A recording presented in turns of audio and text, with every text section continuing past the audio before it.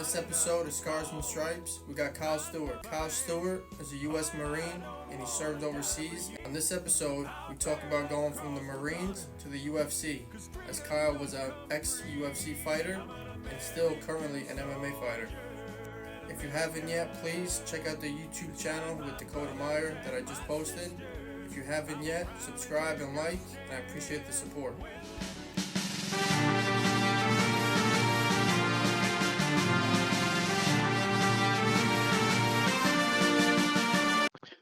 All right, so on this episode, we got Kyle Stewart, 35 years old from Arizona, 8 years active duty in the Marines, sergeant to be exact, Yeah. UFC fighter, Ex-UFC fighter. Yeah, ex-UFC fighter, but you were still there.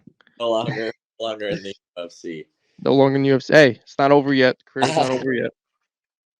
So just give us like a little rundown on your early life, from the beginning, growing up, where'd you grow up, that kind of thing. Yeah, so I grew up in Arizona. I was born in Arizona. I'm like one of the few people at 35 years old. Like you go around, you ask the average 35-year-old that's living in Arizona, that's where they're from. Like I promise you, 85-90% of them are not from Arizona. But actually born and raised in Arizona. Where about in Arizona? I grew up in like Gilbert Mesa, basically. So was that like a big city, small city? So Gilbert used to be like a small town. Like when I grew up, like you couldn't even get pizzas delivered out to where my house was when I was a kid. It was like dirt roads. Like when I was really little, and there's hardly any houses out there. My dad and I used to be able to drive like 10 minutes down the road and go dove hunting.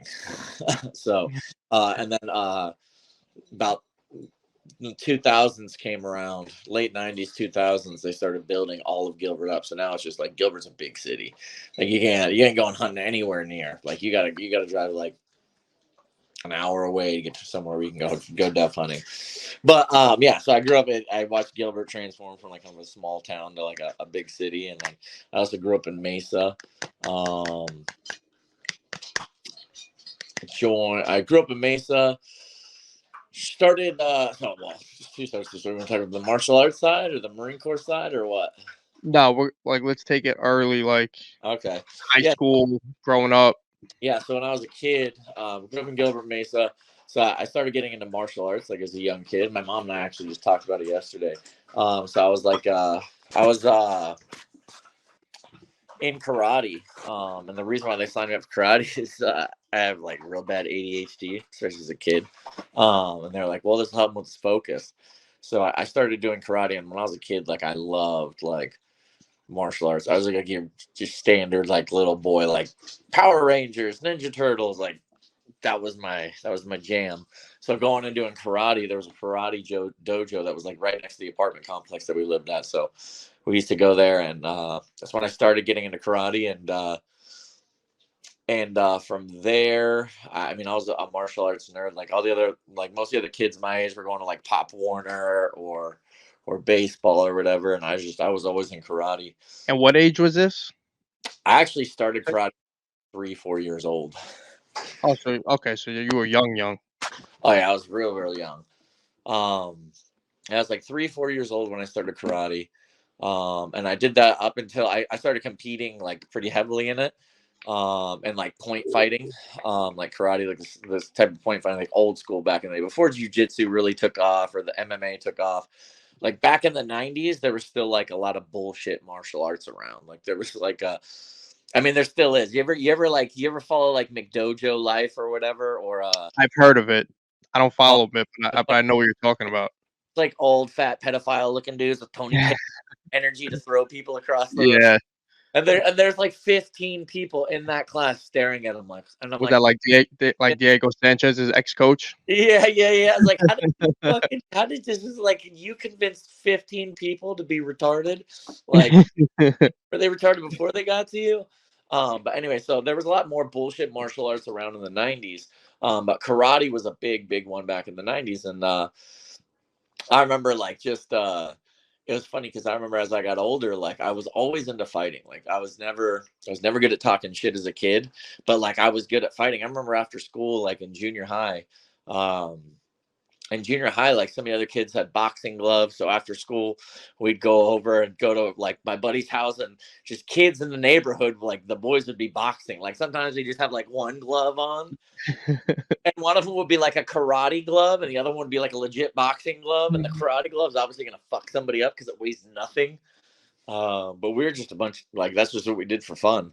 Um, so I was always good at fighting. That's when I kind of picked up on it, and I had done karate growing up. And then at the end of high school, my junior year, I started playing high school football. Right, and I was kind of outside because I was kind of like a karate nerd. Like I was kind of like a wallflower. I hadn't really come out of my shell yet, all growing up as a kid in high school. And then I think playing high school football was what really made me come out of my shell, because I was just surrounded by a bunch of dudes for the first time, like football players, jocks, you know. And other than that, I was with a bunch of like literally like dorks, like karate dorks. Um, but so I always knew, like at football, I sucked. Like I was not good at football, but I loved it. It was like my first love. Started watching the Eagles, became a diehard Eagles fan back when it was Donovan McNabb, Brian Dawkins, Brian Westbrook, Jeremiah Trotter. So I was a big Eagles fan back then. That's what got me into football. Started playing high school football. And then I like rode the bench for 2 years. And even after my senior season high school football, I went back to doing martial arts, like real competitive at this point. So I'm like, I just turned 18. And then I was traveling. So like I fought in California. I would travel to like Vegas. We would travel to like different places around the country, and I would compete at a pretty high level in point fighting. Never like, actually, you know who Raymond Daniels is? I don't believe so. Raymond Daniels is considered like the goat of fucking of like karate. He's got like some of the most viral knockouts you'll ever see in boxing or in MMA. He did like a 720 tornado punch knockout to a guy in Bellator. But he came up in karate, and he was like my hero growing up. And I actually almost got to compete against him. So I competed at a pretty high level. And then after high school, I went off to join the Marine Corps. But we'll go back to high school real quick. So I'll tell you this funny story. Because remember I said that we used to fight all the time when I was like in junior high? Well, when I switched and I went to a different high school, it was where I was playing football. And that high school, like I said, I was never like, I don't know, I was on the football team, but I was like, I don't know.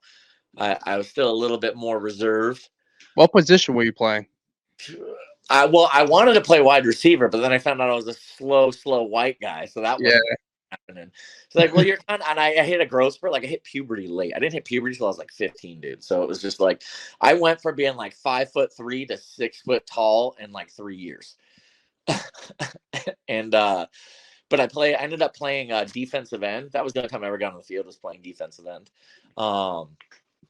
And then anyway, so kind of got picked on a little bit in school. Not bad, just I was really bad at shit talking, but I always knew I could fight. Like, because I remember just growing up, like I enjoyed fighting, and it was the one thing that like it always clicked for me. Like me versus one other person, I would always win. Like even as a little kid, just messing around, karate tournaments, wrestling with kids in the neighborhood. Like I was always good at it. And then so it's funny, I'll tell this story because there's this kid, and he was really good at talking shit, and we were in the class and we'd always talk shit, and he'd talk shit, but I didn't play on the football team. And he was the funny kid, and a lot of girls had a crush on him, whatever. And it was funny because right after we graduated high school, I was at this house party and the UFC fights were on. And it was the night that Quentin Rampage Jackson knocked out Chuck Liddell. So this was back in 2007. Okay. Yes. And so everybody got around to watch those UFC fights. And then like that's when I officially had become like a UFC fan. And I was like, that's cool. Never thinking that like I would do that. But I was like, that's fucking cool. And then after the UFC fights, they're like, let's have some fights in the backyard. And I was like, ooh, I used to do that all the time. I like that. I'm good at that. So now all of a sudden this kid that everybody used to, well, not everybody used to talk shit to, but was kind of just seen as like a dork. was like, yeah, I'll fight. And they're like, Kyle Stewart's gonna fight somebody. And then it was that kid that was really good at talking shit to me that was like, oh, I'll fight him. And they And have no idea about your past, they have no karate idea training, that I spent all of my childhood in karate, nerding out on karate. backyards, and like I'm like, oh, I'll fight because I like that was always my comfort zone. Like, you could be good at talking shit, you could be like, when it comes to skills, like, don't ask me to fucking build you an engine, don't ask, like when it comes to fighting, like, for some reason I'm good at it. Okay. And so anyways, so everybody's running around, like, holy shit, there's a big group of people in this backyard. And there was this dude that was running up to me, and he's like, I remember him being like right in my face. He's like, dude, you're so fucked, you're gonna get fucked up. And I was like in my head, I was like, watch this. And so we're in the backyard, and people are standing around, and then he starts to come forward at me, and I was a karate kid, so what do? I throw like a spinning wheel kick, right? And he drops to the ground, and I didn't know fucking MMA rules, so he drops to the ground, and I jump on the back, and I start beating the shit out of him. And he's like, oh, you hit me in the back of the head. We hit me in the back of the head. And I was like, I didn't know we could hit anybody in the back of the head. It was just a fucking fight in the backyard. And it was funny because after that, they're like, oh, no, let's do a rematch. And I was like, yeah, okay, for sure, we'll do a rematch. Like, I didn't care. I was confident in me. And then this kid, he was like, I kept looking, I was like, hey, are we going to do our rematch anytime soon? He's like, nah. Like 15 minutes later, he's like, nah, man, I'm good. And I was like, okay. And then the funny thing was, after I got to the UFC, I go into my Facebook inbox, and he messaged me, what, you kicked my ass in high school and then just decided you wanted to be a fucking UFC fighter? Tell him you should have kept your mouth shut in high school. Yeah, like, if I'd have known you could fight like that, I wouldn't have talked all that shit to you. Well, you never know who you're talking to. Yeah, no, but that's always kind of been me. That's always been me. Is like, I'm pretty quick now. I'm pretty quick at talking shit now. Just, I mean, I spent 8 years in the Marine Corps, and I've been in MMA gyms for how long? I'm pretty good talking shit now. But so who were you in high school? Like, were you the popular or quiet? No, absolutely not the popular kid. So you were just kind of quiet to yourself? I wouldn't say I was quiet to myself. I was kind of social with everybody. But I was never a popular kid. Like I said, I was on the football team, but I wasn't one of like the guys on the football team. They used to call me the scout team All-American. It was a joke. Because like, I didn't start playing football till my junior year in high school. And all these kids, like I said, I was doing karate. They were playing Pop Warner. That's why I was confident in fighting people. I was like, okay, you may play football better than me, but if we fight, I'm gonna fuck you up. I started going parties towards the end of my senior year, but I was like, dude, I was like the dude, I had no game. I was like the friend zone kid, right? I had no game. I had no real confidence in myself. I sucked at school. But yeah, well, the thing was, my dad was a teacher at my high school. That was like the thing where everybody kind of liked me, is because they liked my dad. That but could yeah, be a blessing and a curse.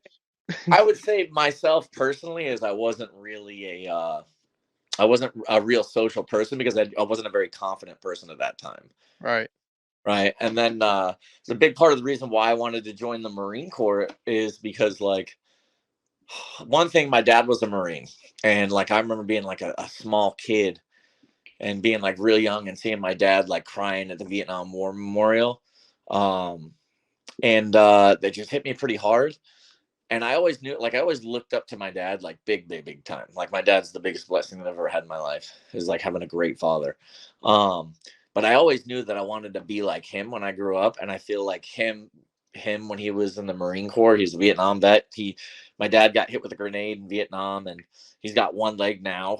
So like, I've got so much respect for my dad, and watching him grow up, I was like, okay, I feel like if I want to be a man that's respectable like him, if I want my kids one day to look up to me, I need to go through what my dad went through. And it's like, that's like, I got to join the Marine Corps.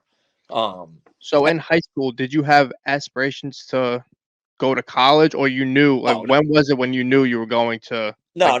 It was a combination of the two things. I sucked at school. I didn't want to go do school. I knew I was going to fuck off if I went to school. I knew I wasn't getting a scholarship. I wasn't going to pay out of pocket. I didn't want to. Yeah, I was like, no, I'm not going to fucking school. I barely graduated high school. And then that, plus the fact that I was like, midway through my junior year, I pulled the trigger and I was like, okay, I'm joining the Marine Corps after high school. Like I graduated high school, and 2 weeks later, I was standing on yellow footprints. So how was the conversation like with your parents with joining the Marine? What was it expected, or was it a surprise? With my dad, it was kind of like he never pushed like the Marine Corps on me, but he did like, hey, what are you gonna do after high school? And he's like, because you're getting shit grades, and like we're gonna get you doing something. You're not gonna graduate high school and sit around the house. And I was like, no, that's not what I want to do. And then so he was very clear, like, oh, you want to join the Marine Corps? That's what we're doing. We're talking to a recruiter. Da, da, da, da. My dad kind of he didn't force it on me, but he's just like, what do you want to do? And then he made me do it. Right. And then my mom was a little more nervous about it because I joined early. I had to have my parents sign for me to join the delayed entry program. So like I knew I was joining the Marine Corps like a year and a half before What year is this, Kyle? This would have been like 2005, 2000. I graduated in 07, so probably 2005 or 2005. So we're like, we're head on war at this point. Oh yeah. So like it's not like it's quiet. Like you're Iraq was already popping off. Fallujah had already popped off. So I thought I was going to go to Iraq. And we'll rewind. We'll get to there. Yeah. But anyways, so Your mom. So my mom was more hesitant for me to join the Marine Corps. She was like, she had to sign a release for me to join the Marine Corps, and I used to pick on her. I used to call her. I used to be like, "Mom, you gotta. I'm a bird. You gotta let me fly the coop." And then so she became Mama Bird, and I became Baby Bird. She's always had that nickname since. But she ended up signing it, so I knew I was going off to Marine Corps boot camp, which was good because my dad kind of stayed on me because I wasn't like a fuck up kid in high school. I didn't do anything like super dumb. Like I wasn't a big partier. I smoked weed a little bit, but like never did anything fucking.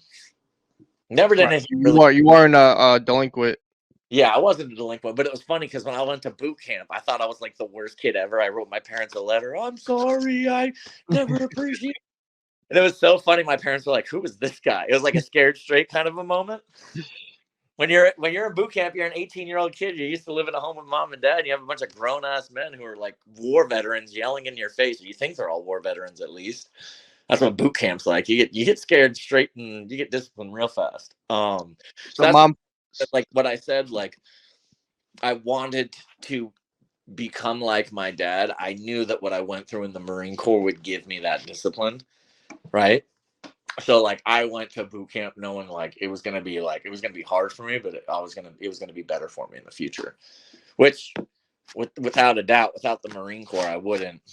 Fuck, I don't know who I'd be. I tell people this all the time. I don't even think I would have the nuts to fight in MMA. Maybe. But anyways, I digress. So I was in the delayed entry program. 2 weeks after graduating high school, I went off to boot camp. So anyways, all right. So I went off to boot camp. Graduated right after high school. Went off to boot camp. Had my scared straight moment.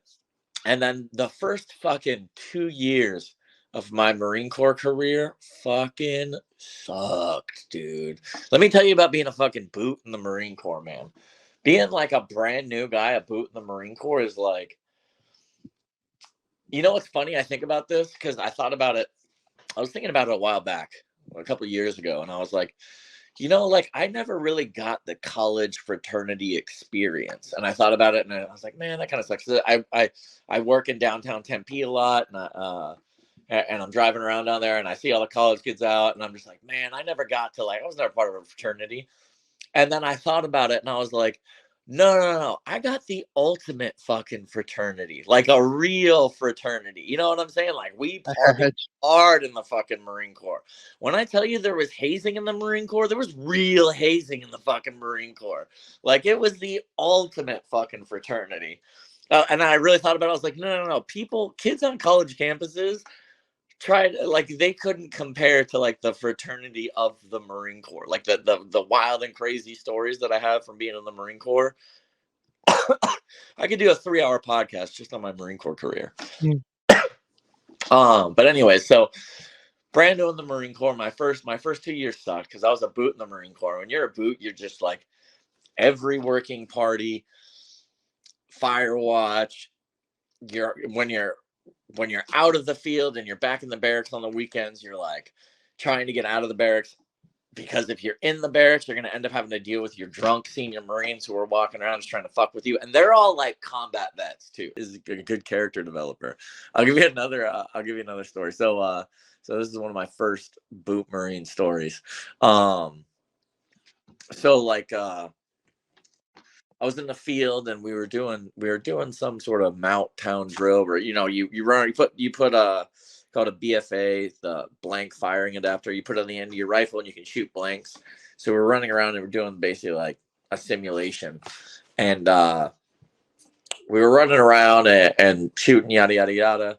And then when we were done, we had to clear out our guns, and you go back and they clear your weapon, right? And basically take the magazine out, you open the chamber, clear the chamber, make sure there's nothing in there. And I did that, right? So I walked back and I went to go clear out my weapon. And the weapon, there was no round in the chamber. There's a magazine inserted, but the weapon was on fire, right? Oh shit! When they checked it, they're like, "What the fuck?" And like in reality, it's like, okay, it happens. It's like it happens. It's not a big deal. But when you're a boot, like, oh, I gave them ammunition to fuck me up. You know what I'm saying?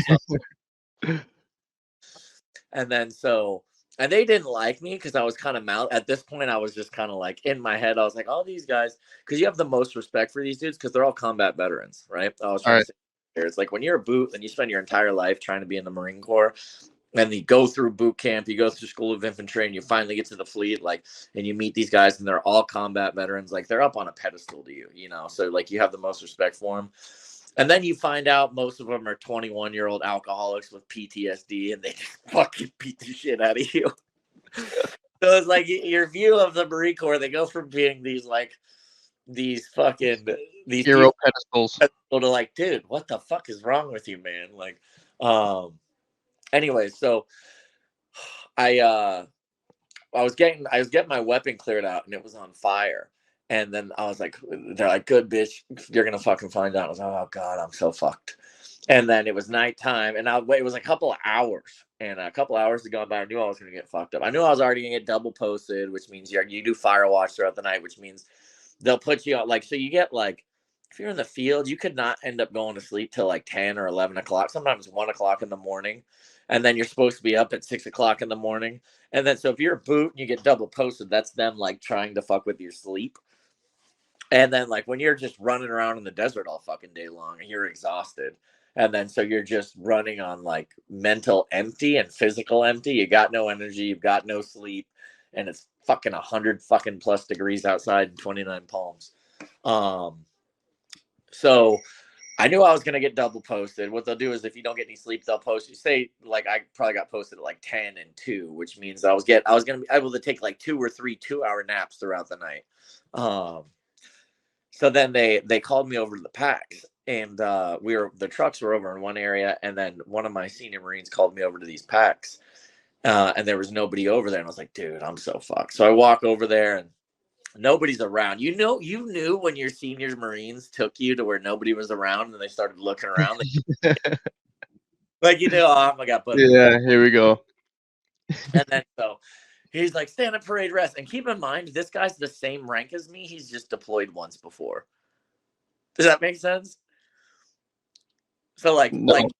so I'm a Lance Corporal, I'm an E3, and this guy's a Lance Corporal, he's an E3, but because he's deployed to combat, that makes him senior to me, and he's right. And I'm like, dude, where's rank?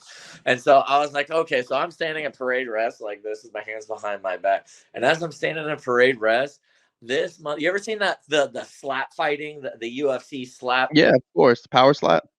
This motherfucker slaps me straight across the face so hard. It was like that. It like TKO, like dropped my ass. Then I go and I get back up and I get shoved from behind. It's another guy, and they just beat the shit out of me right there. And I was like, but the thing was, like, I knew the worst thing about it is that, like, in my head, I was like, I would beat the shit out of both of you. If you guys weren't my seniors, like, I'd beat the shit out of both of you. But you're a boot in the Marine Corps, so you just take it. Yeah, gotta take your licks.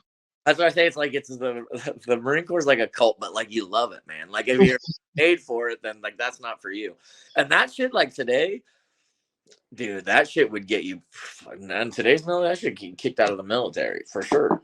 But that was just, it's 2007 Marine Corps. All these guys were Iraq vets, and they went to Iraq like 2000. So a lot of these guys that came back, they had been in Iraq 6 months before we got there.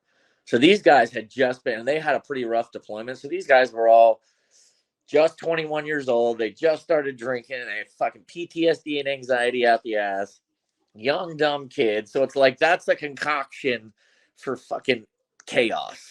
So anyway, so my early Marine Corps career, like, when you start getting fucked with like that, you put a target on your back. And then, so I was always the one that they were kind of gunning for. I was always the one getting double posted, not getting any sleep.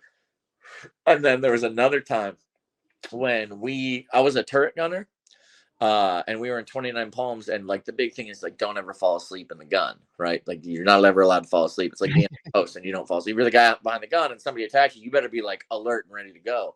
Right. But when you haven't slept for 30 plus hours and the only sleep you got was 2-3 hour naps, it's kind of going to be hard at 3 o'clock in the morning, driving in the middle of the 3 o'clock in the morning. It's pitch black out and you're in a diesel Humvee that's just like rolling. You're sitting on a swing in the turret. So it's just like, it's hard to stay awake then. So because of that, like there was this one time that we were out in the desert, we were running operations, and this is still in training. This is before we even went to Afghanistan. I had fallen asleep in the turret, and I woke up to the guy that hit me. He took his Kevlar off, and I was asleep in the turret, and he smashes me over the top of my Kevlar. My Kevlar comes down. They call it getting turtle fucked. Now, you know what it sounds like when two turtles fuck? And it's just like the Kevlar smashing together. So my eye protection comes down, goes into my nose because the rubber part came off. Like I had to pull my glasses out of it. I had a big scar on my nose for fucking like 3-4 years. Finally, I kind of went away. And my nose has been broken 6 times since, so it's not like it really matters. I've been there. Yeah. I don't know if it was made for breaking, man. It's a big old beak. Yeah, I don't know if you can tell mine. I got that Italian big broken nose. I'm actually Italian too, believe it or not. I'm like, yeah, I wouldn't have guessed. And both my grandparents are actually from New York, like big Italians. My grandmother on my mom's side and my grandfather on my mom's side. But anyways, I digress. So he hits me in the top of the head with the Kevlar, and it came down into my nose, and I ended up peeling my glasses up out of my nose. And then my buddy from behind, who was like in the turret behind me, was like, dude, he picked that Kevlar up over his head and fucking smashed you. And I was like, fuck. And then when you do something like that, now you really have a target on your back. Then it's I was gonna say, did you ever fall asleep again? Oh, absolutely. No, because the Marine Corps is so dumb. It makes sense, but it doesn't make sense. Like, you're better for it. Like that tough love, like that shit. Like, you're better for it. But like, so the punishment for falling asleep because you haven't slept, the reason why you fell asleep is you've been awake for 30 plus hours, right? The punishment for that is no more sleep. You got plenty of sleep when you fell asleep for 15 minutes in the turret. Now you're not going to sleep for 2 days. And then you're just like a walking zombie. So I could kind of mark myself as being a turd, and I just was always getting fucked with. And then fast forward to my second deployment. So we had come back from that deployment. It was a rough deployment. So I deployed. And where was that to? That was Afghanistan? Yeah. Okay. So I'll get onto that deployment. So that was just the training. That was the training to deploy. And then my first deployment was in 2008. We were the first infantry Marine battalion to go into Helmand province of Afghanistan. So if you know anything about Afghanistan, first of all, we all thought we were going to Iraq. We didn't think we were going to Afghanistan. Then we got to the fleet and they're like, no, we're going to Afghanistan. And at first we were like, why the fuck are we going there? What's even going on in Afghanistan anymore? There was the invasion of Afghanistan in 2001, and like 2003, everybody was weapons of mass destruction and all the fucking shit going on in Iraq. It turned out to be bullshit. But we went into Iraq, and then Afghanistan was kind of like an afterthought. So when we found out we were going to Afghanistan, well, this sucks. But it ended up turning out to be like a very it was a fucking rough deployment, and it was one of the most kinetic deployments that any Marine battalion had been to, like since like Fallujah. So Like let's our go let's go back to the night before, or the moment you found out you were getting deployed. You oh know, like, well, how is that moment. conversation? How does that take place? Do you know what's coming? Yeah, you kind of know it's coming because it just kind of comes through the grapevine. All the information gets leaked, and don't say anything yet. But we think we're going to Afghanistan, and I was like, at first, I was kind of bummed because like when you're young like that, dude, you want to go to war. Like I right? was fucking That's what you signed up. yeah, I joined the Marine Corps, and I was like, I'm not doing anything but infantry. Right? Like I'm not doing anything but like I don't. What are you gonna do when you get out? I don't give a fuck. I'm going to war. Like that's what I'm here to do. All right, so when you find out like that night before, like you're pumped. You're Yeah, not we're nervous. You're we're, not anxious. we're pumped. We weren't pumped when we found out that it was Afghanistan, and then we started getting intel on how bad it was where we were going. They were like, so to give you put it in context for you, right? Afghanistan's bigger than the state of Texas, right? It's ginormous, right? And then we were the only people that were in our province. The province is like a state, right? So like the only people that were in that state in Helmand province were all special forces dudes, right? So there were like MARSOC, Navy SEALs, Delta, like high level operators. Most of the people in Afghanistan were way up north, and it was just the army, right? The army was up north in like Kunar province, and there were still army guys down south, but for the most part, Marines just went down south. And we knew that the area that we were going into, it was supposed to be like a training mission. We were going to go and we're going to train the Afghan National Police so that way they could better fight the Taliban and yada yada. Yeah. And we ended up doing all the fucking fighting. So at first we were kind of bummed, and then we found out like, no, this shit's going to be pretty rough. Like and then they started getting reports of all the shit that was going on over there. So we were actually starting to get pretty pumped. We're like, we're going to be the first Marines to go into this fucking area, lead from the front. We're all like young, hungry, ready to go. And then we deployed April 2008. We flew into Kandahar. And how many Marines are with you? Like, did you guys what was your unit like?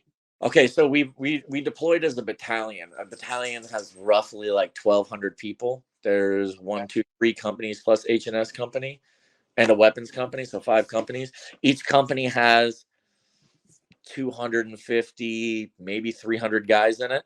And then each company breaks down to having 4 platoons, and then each platoon breaks down to having 3 squads, yada yada. So I deployed with weapons company, so we were in trucks. I was in a CAP platoon, combined anti team. So we were like heavy guns, Mark 19, 50 cal, Mark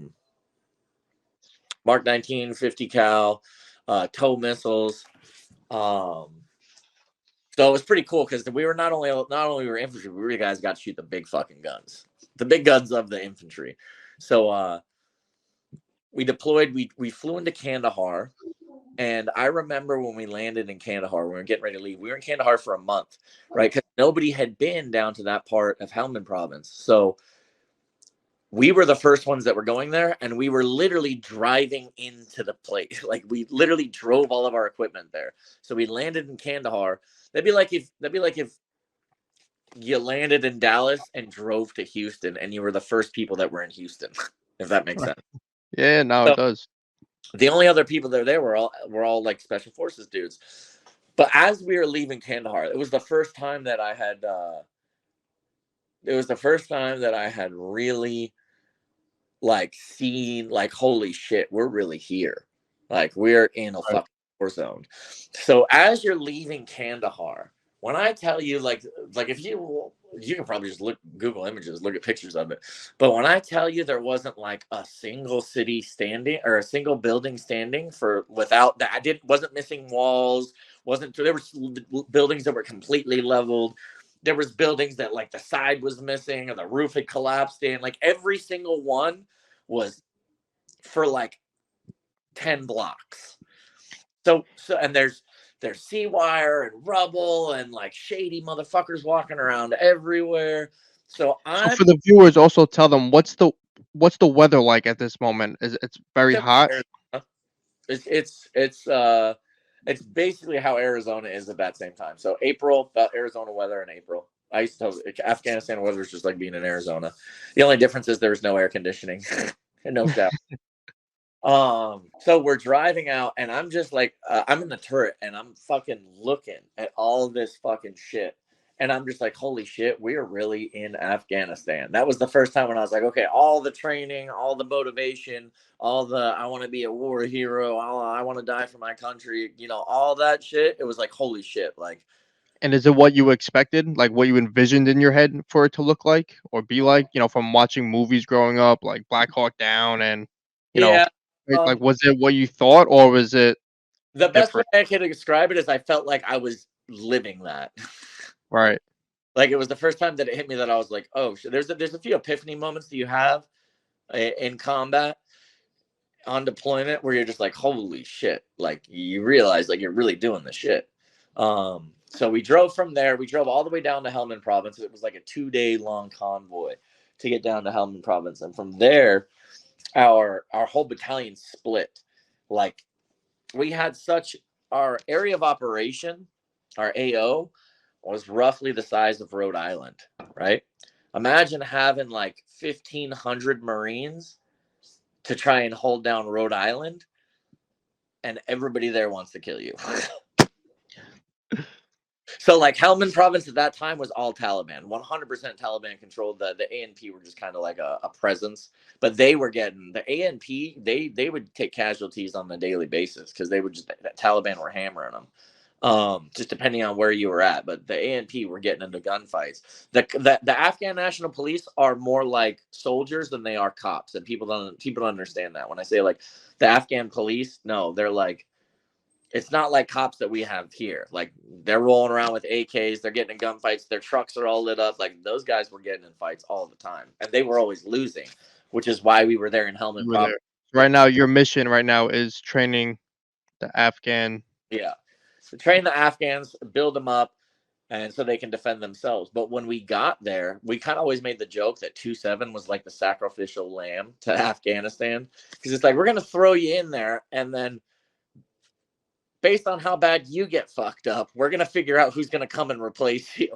And that was kind of like the ongoing joke in the ongoing quote from that deployment was "alone and unafraid," because all of our battalion was spread out across such a vast AO that like if you got pinned down or if you got into a gunfight, like there wasn't anybody that was gonna be able to really come and get you anytime soon. Because you would have 2 squads of Marines 60 kilometers away from 2 other squads of Marines, like just in little OPs, if that makes sense. Right. And they still did combat operations out of there. But that was my first deployment. We did a lot of, like I said, mounted operations. Our platoon specifically did train a lot of the Afghan police, and that was wild, man. These dudes were all strung out.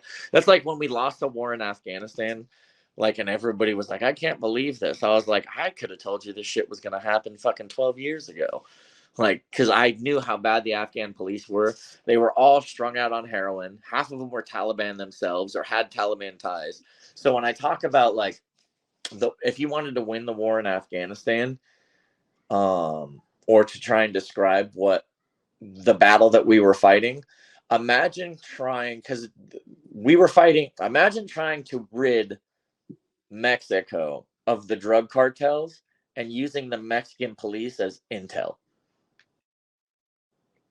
Especially if you see Narcos.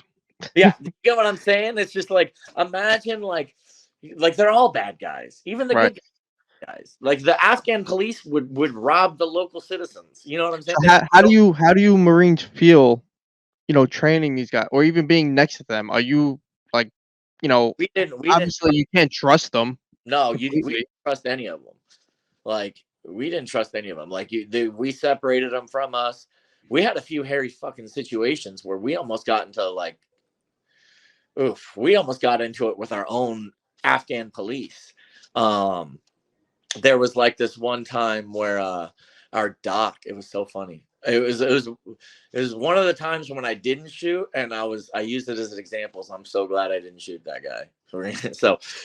And this guy was an Afghan police, and it was nighttime, and we had pulled into this area, and we set up a 360 with our trucks, right, to set up outer security.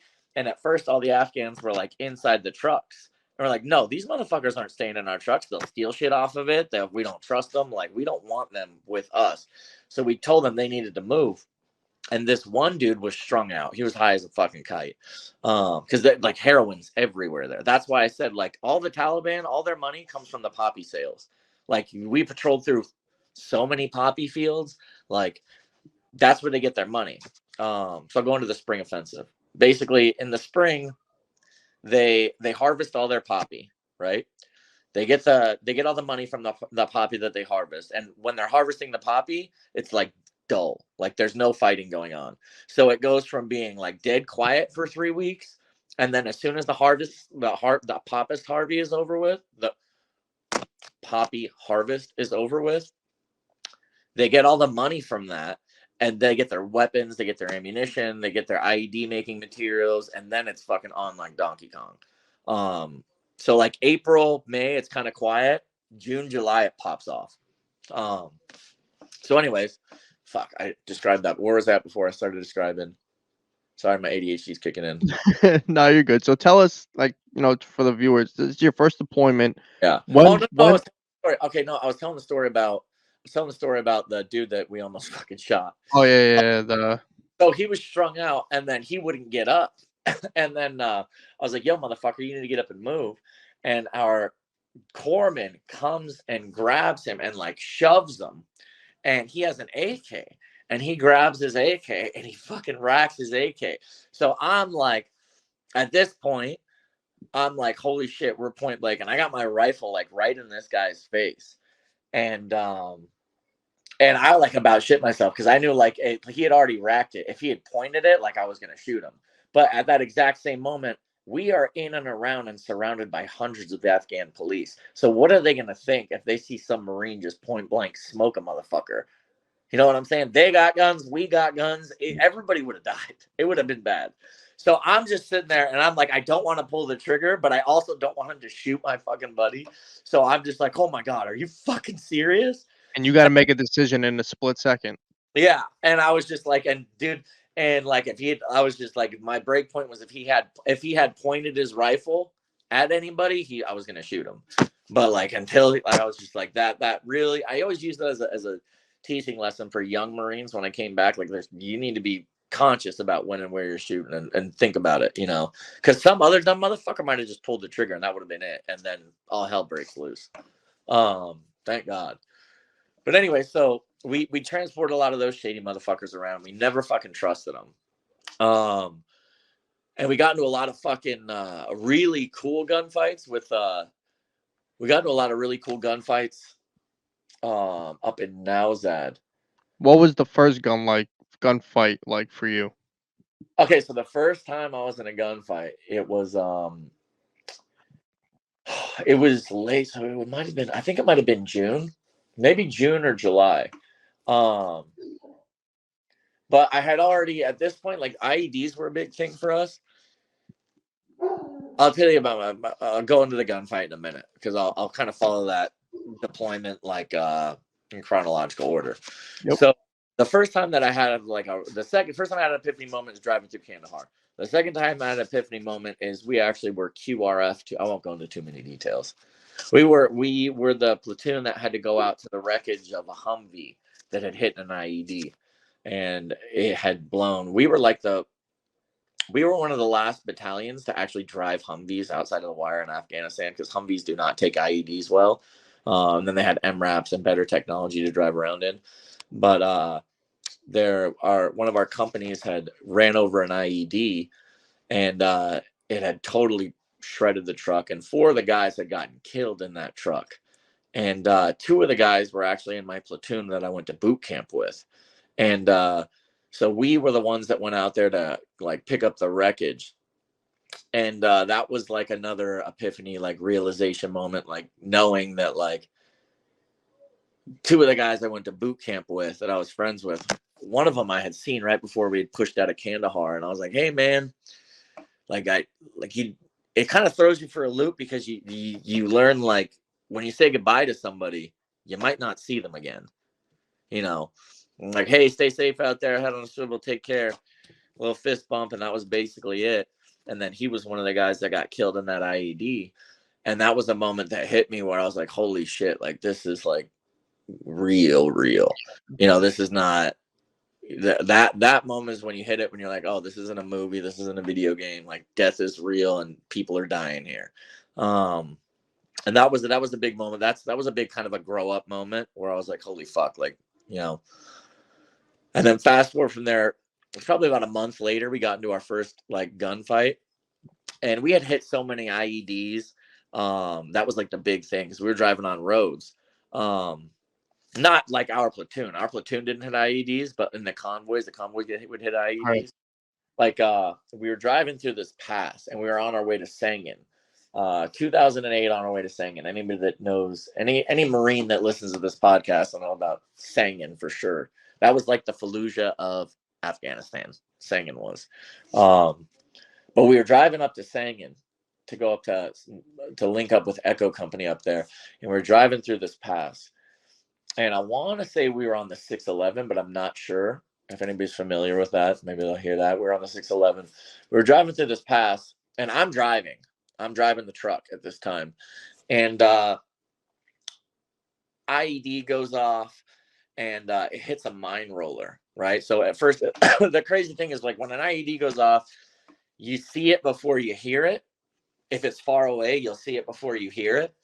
And so we just giant mushroom cloud of black smoke, and we had hit like multiple IEDs on this road, and they were going out. The mine roller on the vehicle that was driving was what hit the IED, and it had bent the mine roller until a point where, like, they had to blow the mine roller off of the vehicle in order to drive the vehicle out. Like, it was jacked, like it was a mobility kill.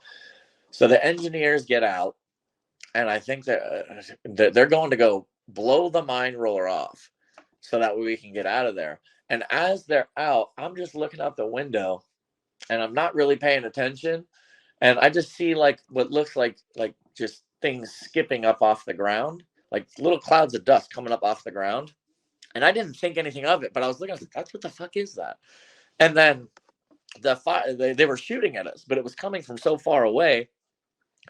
Like it's when they're shooting you from further away, it just sounds like pop, pop, pop, pop, pop, pop, pop.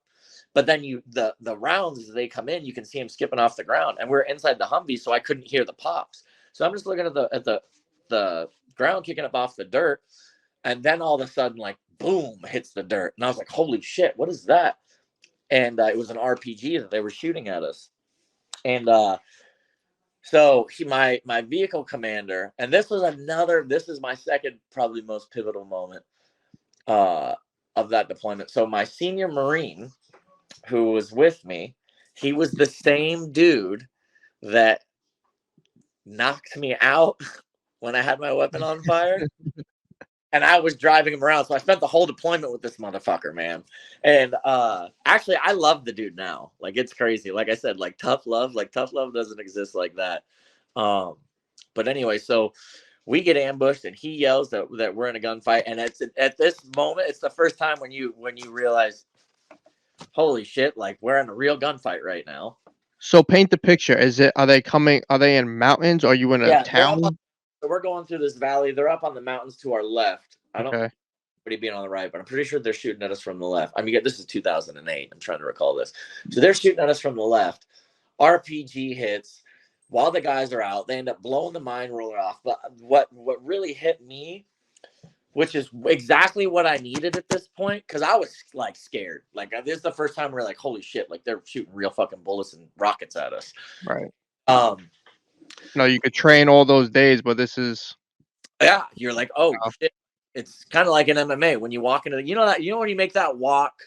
And you're thinking about it, and you're like, well, there's no turning back now. Like, I'm not just turn on that cage door closes. Yeah, like you know, the walk to the cage. You're just like, I always just tell myself, because oh fuck, man, all right, I'm gonna fight in front of all these fucking people. This dude's gonna try and fucking take my head and kick it into the rafters. And you're thinking about it, but you're like, yeah, but like, there's no backing out. You're either gonna look like an absolute coward, or you're gonna go fucking fight your ass off. Like if you leave right now, so it's just like, all right, well, I'm not going out like a bitch. And that came from that mentality that I carried into fighting, and that mentality that I carried throughout the rest of the Marine Corps came from like this moment. So I'm sitting there, and immediately the fear sets in, where I'm like, oh shit. And my vehicle commander, the dude next to me, like, starts fucking going bananas. He's like, shoot me, motherfucker. And like, seeing him like take like approach it like that, just like, okay, like fucking let's get some. And seeing that kind of switched it to where like my mentality from that point was like, oh no, like we're on attack mode now, like we're not going to be victims here. And that was like a big thing. That's kind of where when I explain like what guns up means to me, that's kind of what that means, that like fuck it and let's go. So anyways, so that was my first gunfight. That was when that was the first time I think having him there in that situation was perfect. That's why like I tell you, like he was an asshole. But my vehicle commander, he was a fucking asshole. But like I had real soft, thin skin when I joined the Marine Corps, and my skin was extra thick by the time I came back from that deployment. And the fear of that motherfucker is what is the shit that he made me fucking go through is the reason for it. So that was my first gunfight, that deployment, and any more pivotal that deployment. I'm thinking about that one. Any more fucking crazy stories? So how long would a typical gunfight last? You know, Well, I've heard it stories from like an hour. depends on the deployment, and it depends on the operation. So how Like about that specific one, the first one? that one was like 15 minutes. And can you see how many Taliban there is? You guys No, know? well, you can see like people. This is what people don't understand about gunfights is they think it's like in Black Hawk Down where some asshole just runs across the street with an AK, totally obvious, and shoots you. No. They're up 300 yards away on the side of a mountain, behind a fucking rock, in a fucking cave or a tunnel, and all you're gonna see is their muzzle flashes, right? Like if if you catch a whole body running like in the open space, like you're lucky.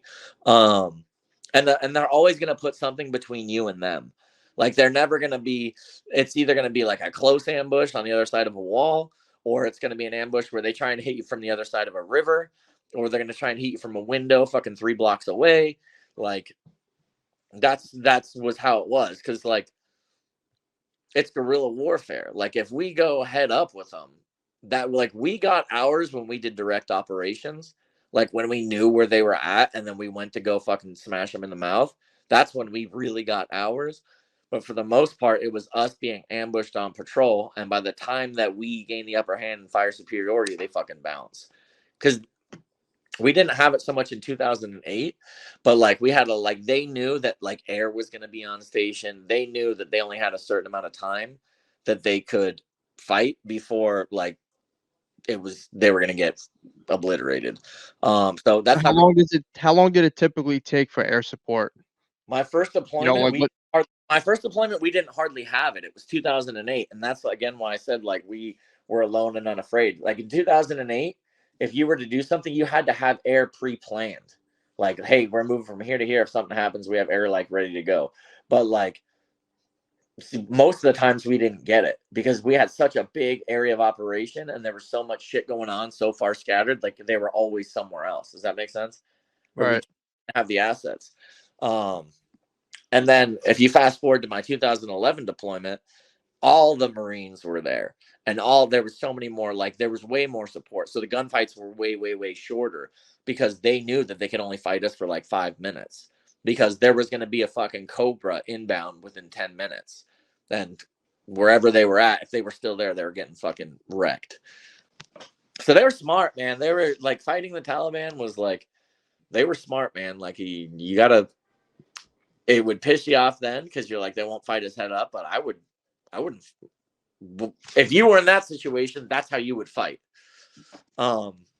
It's guerrilla warfare 101. It's been happening since forever. Vietnam. But anyways, sorry, I digress too much.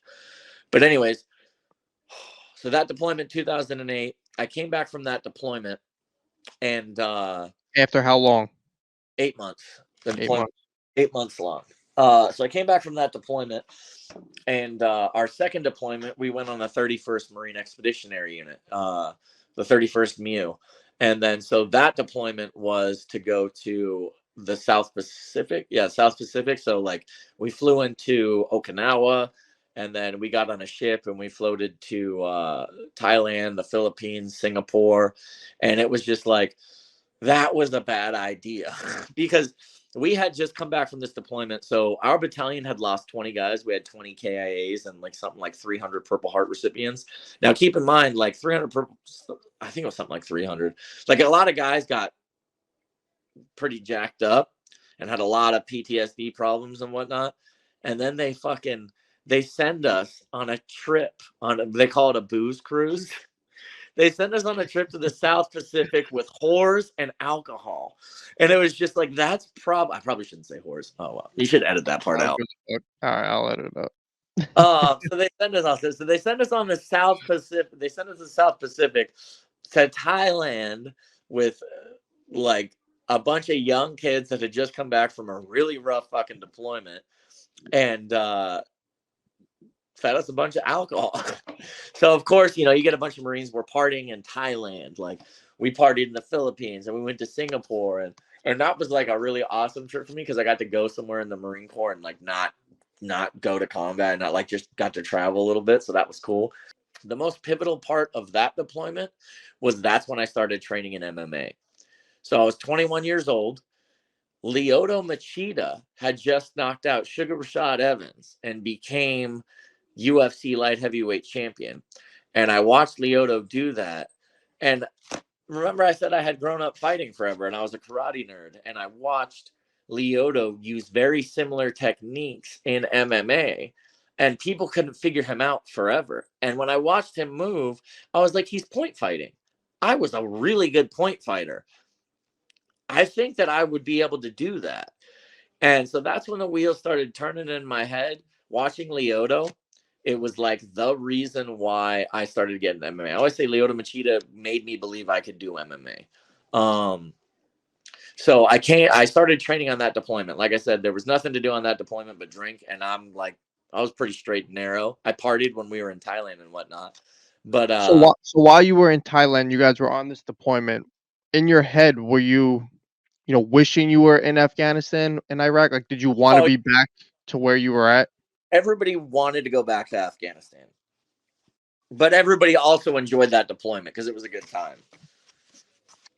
Sounds like it. Like, we would have rather have gone to Afghanistan because we're warriors and that's what we want to do. But, yeah, it was probably not the best idea to send a bunch of PTSD'd out 21-year-olds straight to fucking the South Pacific to get drunk and cause mayhem. So that deployment was when I started training in MMA. And when we went back to Okinawa, we floated around on a ship for like 3 months. Then we went back to Okinawa for 3 months. And there was this martial arts gym. I forget. I think I was at Camp Schwab. No, I think it was at Camp Hansen. I don't know. The gym had an upstairs, and the upstairs had mats and heavy bags, and it had a boxing ring. And I remember just going up there, and there was a bunch of people grappling on the mats. And I was like, oh, because we were Marines, like we would ground fight all the time. That's just what we do. When we're bored in the field, guys just grapple. Like you'd be surprised how many white belt and blue belt level, I would say maybe not blue belt, white belt and blue belt level guys there are just in the Marine Corps because we just grapple all the time. Maybe a good white belt, not a blue belt. They don't really have much. But you'd be surprised how good Marines are at grappling. And I was good at grappling. Like I said, like I was just always good at martial arts. Me versus one other person, I'm good at human chess. And then so I started taking these actual grappling classes. The first submission I learned was a scarf hold. You know, like or Casey Katami. You know what I'm talking about? I know what you're talking about. I mean, explain it for the viewers because they're Okay. not So going to. it's like a headlock. You put the guy in like a headlock or like a wrestling pin, like a headlock, right? And then you can reach and you can grab their arm and you just kind of bend it over your leg, and it's like an arm bar, right? And that was the first submission I had ever learned, right? And I started doing it in jiu-jitsu. Fast forward, I started doing it in jiu-jitsu. And my jiu-jitsu coach is like, that shit will never work on anybody because if they pop their head out, they're going to take your back. And I'm like, yeah, but I've won a lot of grappling tournaments with this exact same move. And he's like, that'll never, but don't do that shit in an MMA fight. I won 2 professional MMA fights with that exact same submission. Did you ever talk to him since? Oh, no, he was in my corner. He was in my corner when I hit. My jiu-jitsu coach was in my corner when I hit it. I hit it in the my first LFA fight. It was a head and arm. It was a head and arm lock to an arm bar, and then my 10th professional MMA fight, same thing. But anyways, so I learned how to grapple there in Okinawa, and that's all I did every day. And that's when I decided it was funny. Like I was there in Okinawa, and I was like, I knew I wanted to go back to Afghanistan because I had in my mind I had unfinished business in Afghanistan. I knew I wanted to go back to Afghanistan. I was really thinking about trying to go like MARSOC, like Special Forces. But at that point, I was like, if I go to MARSOC, I'm going to be there for 5 years. I don't want to stay in the Marine Corps for fucking 9 more years and then get out. So if I do MARSOC, I'm going to do a career in the Marine Corps. But I had already been to combat, and I really just wanted to go back to Afghanistan. So I was like, okay, I'm going to re-enlist, and I'm going to cross deck to this other battalion that is 3rd Battalion, 4th Marines. That was going back to Afghanistan. So I just decided, all right, I'm going to re-enlist for 4 more years. I'm going to train in mixed martial arts. When I get out of the Marine Corps, I'm going to fight professionally, and I'm going to make it to the UFC. And I would tell people this when I was in Okinawa. I remember my buddies would see me with like shitty little Everlast boxing gloves, and I'd go up and I hit the bag, and I would train like 3 times a day. Just by myself because we had the free time when we were back in Okinawa. There wasn't shit to do there. Everybody else was getting drunk. Everybody else was getting drunk and getting tattoos and chasing women and yada yada yada, going to the beach. And I would just go to the martial arts gym, and there would always be people there grappling. So we found a good core group of guys. Some guys had wrestled in college, and we just started training and grappling with each other. And that's where I learned really how to actually grapple. There was jiu-jitsu instructors and shit, and instead of just rolling around on the ground like Marines do, I actually learned learned a triangle choke, learned a head and arm choke, learned how to Darce, learned stuff like that. I competed in a lot of grappling tournaments. It was the first time that I was like, hey guys, I'm going to do an MMA fight. And they're like, what the fuck? All right, yeah, we're going to go see this and see if he's actually any good. And then I fucking won by knock. I was just actually, while we were off, I was trying to look for the video because the picture popped up in my memories. And I was like, fuck, that might be the other time that You could send it to me afterwards. I'll get it. I'll post it as you're telling the story. Yeah, I tried yeah, I'll find it.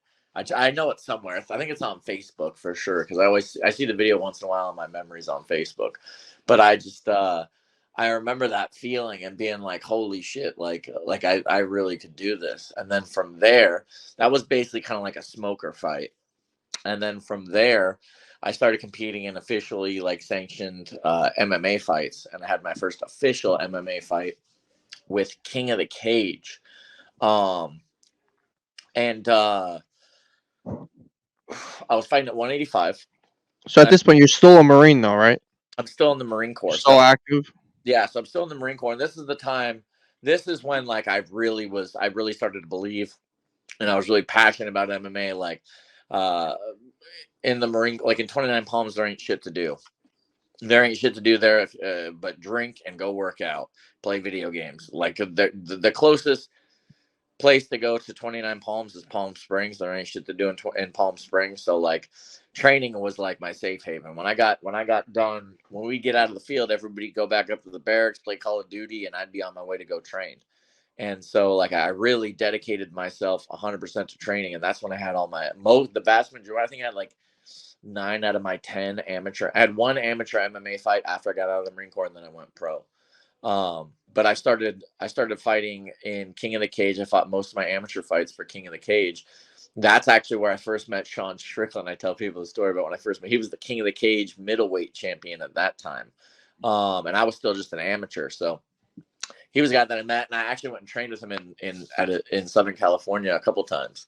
And that's when I knew, like, after training with him, and I started, you know, MMA is a small community. You pop around it, and MMA is really unique in that, like, the people who you look up to, like, you can become training partners with them. Does that make sense?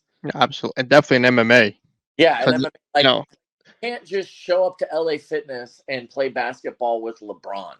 right. It's very different circle MMA than it is like NFL. Yeah. Like you're famous in an aspect, you know, in the UFC, but it's still realistic to where they're not untouchable to, you know, get a Yeah. hold of or meet. Very accessible. Like, you go to the MMA lab, it's Jared Cannonier, Benson Henderson, Sean O'Malley Right. training there. Like, You walk into American Top Team, you know, Dustin Poirier is right in front of you yeah, that, like, in the and parking lot. that was something that was really unique about it. So I started seeing these type of people around me when I was fighting as an amateur, and I had a 9-1 record as an amateur. And that's when I really knew. We'll talk another epiphany moment. That's like, I knew at this point, like, I had the vision I was going to get out of the Marine Corps and fight professionally. And then doing as well as I did in MMA as an amateur, I was like, okay, I was still young. I was like 25 when I got out of the Marine Corps. And like, I knew for sure I got out of the Marine Corps, and that's what I knew I wanted to do. And I think that was a benefit to me, knowing that I was getting out of the Marine Corps to fight in MMA, because, like, a lot of people get out and they just kind of fart around. They don't know what they want to do. They lack a purpose. Like, I literally left 29 Palms, and I didn't even go home. I drove straight to the gym in Tempe because I made it just in time for evening practice. And I was like, man, I'm free. I'm a free man. This is what I'm going to do. And I went a little too far down the time scale. We No, skipped a you're couple. good. I wanna ask you. So you started as a corporal. How do you, for people watching, how do you get promoted to a sergeant? Like, what is Oh, it? so Just time? Is private, it private, private first class, lance corporal, corporal, then sergeant. So that was another thing. Remember, I told you I was kind of like in my shell in high school, right? I was the friend zone guy. Well, fast forward to, remember I told you my first 2 years in the Marine Corps really sucked. Well, now you fast forward to, I'm now getting ready to go on my third deployment. I'm getting ready to go back to Afghanistan in 2011. I'm fighting in mixed martial arts. I'm doing well. I'm being successful. I'm now in a leadership position in the Marine Corps. I'm not the boot anymore. And I'm, my confidence and the way that I saw myself was starting to change. You know, like, I was with a girl for like 5 years in the beginning of the Marine Corps, and then after her and I broke up, I was single for the first time. So I was single. I was a sergeant. I was kicking ass in MMA, and I was fighting at all these little local casinos and venues as an amateur, and then just partying afterwards. And I was like, oh, dude, like, I was loving it. So my the way that I viewed myself had kind of, that's what I really love about, if you combine my experience in the Marine Corps and my experience in fighting, it's like those two things together really kind of transformed me from, like, that kind of, I wouldn't say shy, but like not really confident type of a person, into being like, no, like, I'm very capable. I'm very, I had a different type of energy about me. Um, so I had got promoted to sergeant maybe a year before I got out of the Marine Corps. But what were you asking about that specific? What's it like? so like what's the responsibilities of a sergeant on tour in Sergeant, Afghanistan most, or sergeant, wherever? most sergeants are squad leaders. I was a squad leader in the Marine Corps. Most sergeants are squad leaders. So, like, you're in charge of. I was a machine gunner, so I was in charge of two teams, two machine gun teams. Most other sergeants, but like if you're 0311s, like a rifleman, you're in charge of like 3 teams. But yeah, your responsibilities, like, as that, like, it differs based off of your MOS, but my responsibilities basically was to make sure that my 2 teams of machine gunners were ready. They were up to speed. They could do immediate action. They could use the weapon systems. They worked as a team amongst the 2 of them, and then all of our squads worked. Our squad worked with the other 2 squads in the section to make sure that we were all had all of our tactics buttoned up, and had them trained and prepared and ready to go. And all my Marines loved me. I think they all started to look up to me because at this time I was fighting. And they knew, like, the secret was out that Sergeant Stewart was a bad motherfucker. like I was teaching the march, I was teaching McMap, I was fighting on the weekends, I was training every day, I was fucking up, and I was PTing after work, and I was just like, I had become somebody that I respected.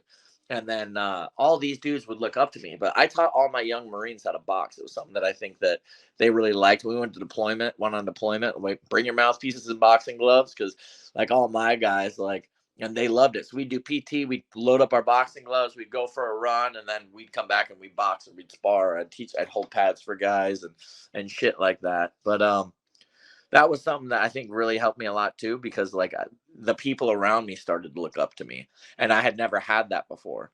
I had never had a situation where people were like, man, like, Kyle's a stud, because I was always the guy that rode the bench in high school. You get what I'm saying? So all of a sudden I had a persona about me, and women were paying attention to me, and I was fighting and winning. And this is the uptick. This is right before I got out of the Marine Corps. And then you want to fast forward to getting out of the Marine Corps? So My a MMA couple more. So a couple more questions with the military, Okay. and then we'll So uh, rewinding. Do you remember where you were or what your life was like when 9/11 happened? I was in the 7th grade. I woke up early in the morning. I used to watch Tarzan in the morning every morning before I'd go get on the bus and go to school. And my stepdad comes in and he changed the channel. And I was like, what the fuck? I was watching Tarzan. I was pissed up. I was watching. And I saw the Twin Towers on fire. And I was like, what are we watching? It's like a building ran into the World Trade Center. I was like, what the fuck is that? Or a building. I'm an idiot. A building. A plane ran into the World Trade Center. And then I saw the second plane hit. And they were like, oh, it's a terrorist attack. And then we knew all the planes were, and then we had to go get on a bus, and that's all anybody was talking about at school. Like school was basically canceled, and we just sat there and watched TV and talked about it and what was going on. Do you remember what it was like after September 11th? How old are you? I'm 29. Yeah, So it's funny for me because I I was lived old in enough to remember the gravity of it.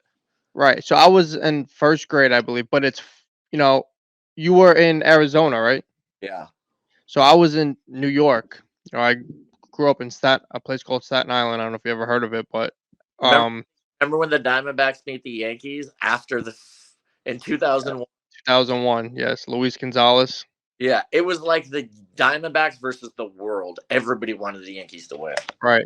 But so I'm in New York, so we were able to see the smoke in the sky from where I was because we were only, a couple miles of, the city. So I was in first grade. I had no concept of what was going on, but in New York, it was crazy.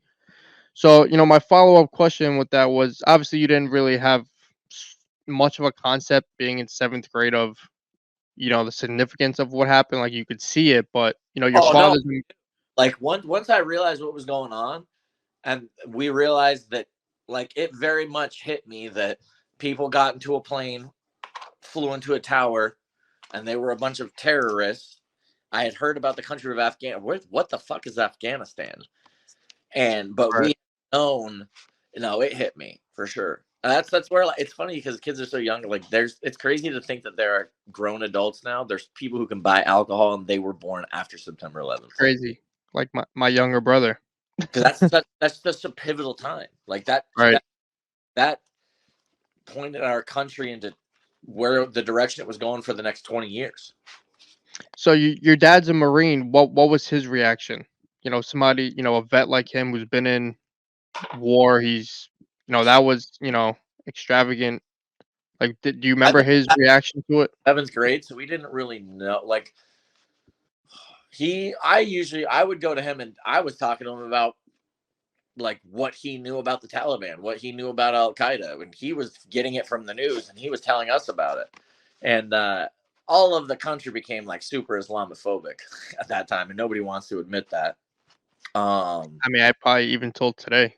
Oh no, yeah, like, and I don't want to go off on that tangent, but like everybody was very much like these Muslims from the Middle East, they hate America and they hate our freedom, and that's why they took down the towers. And then you look back like now, and you're just like, man, like you think of all the things that have gone. We'll go off on a tangent. We'll think of all the things that have gone into place of September 11th, the Patriot Act, the we went to Al Qaeda.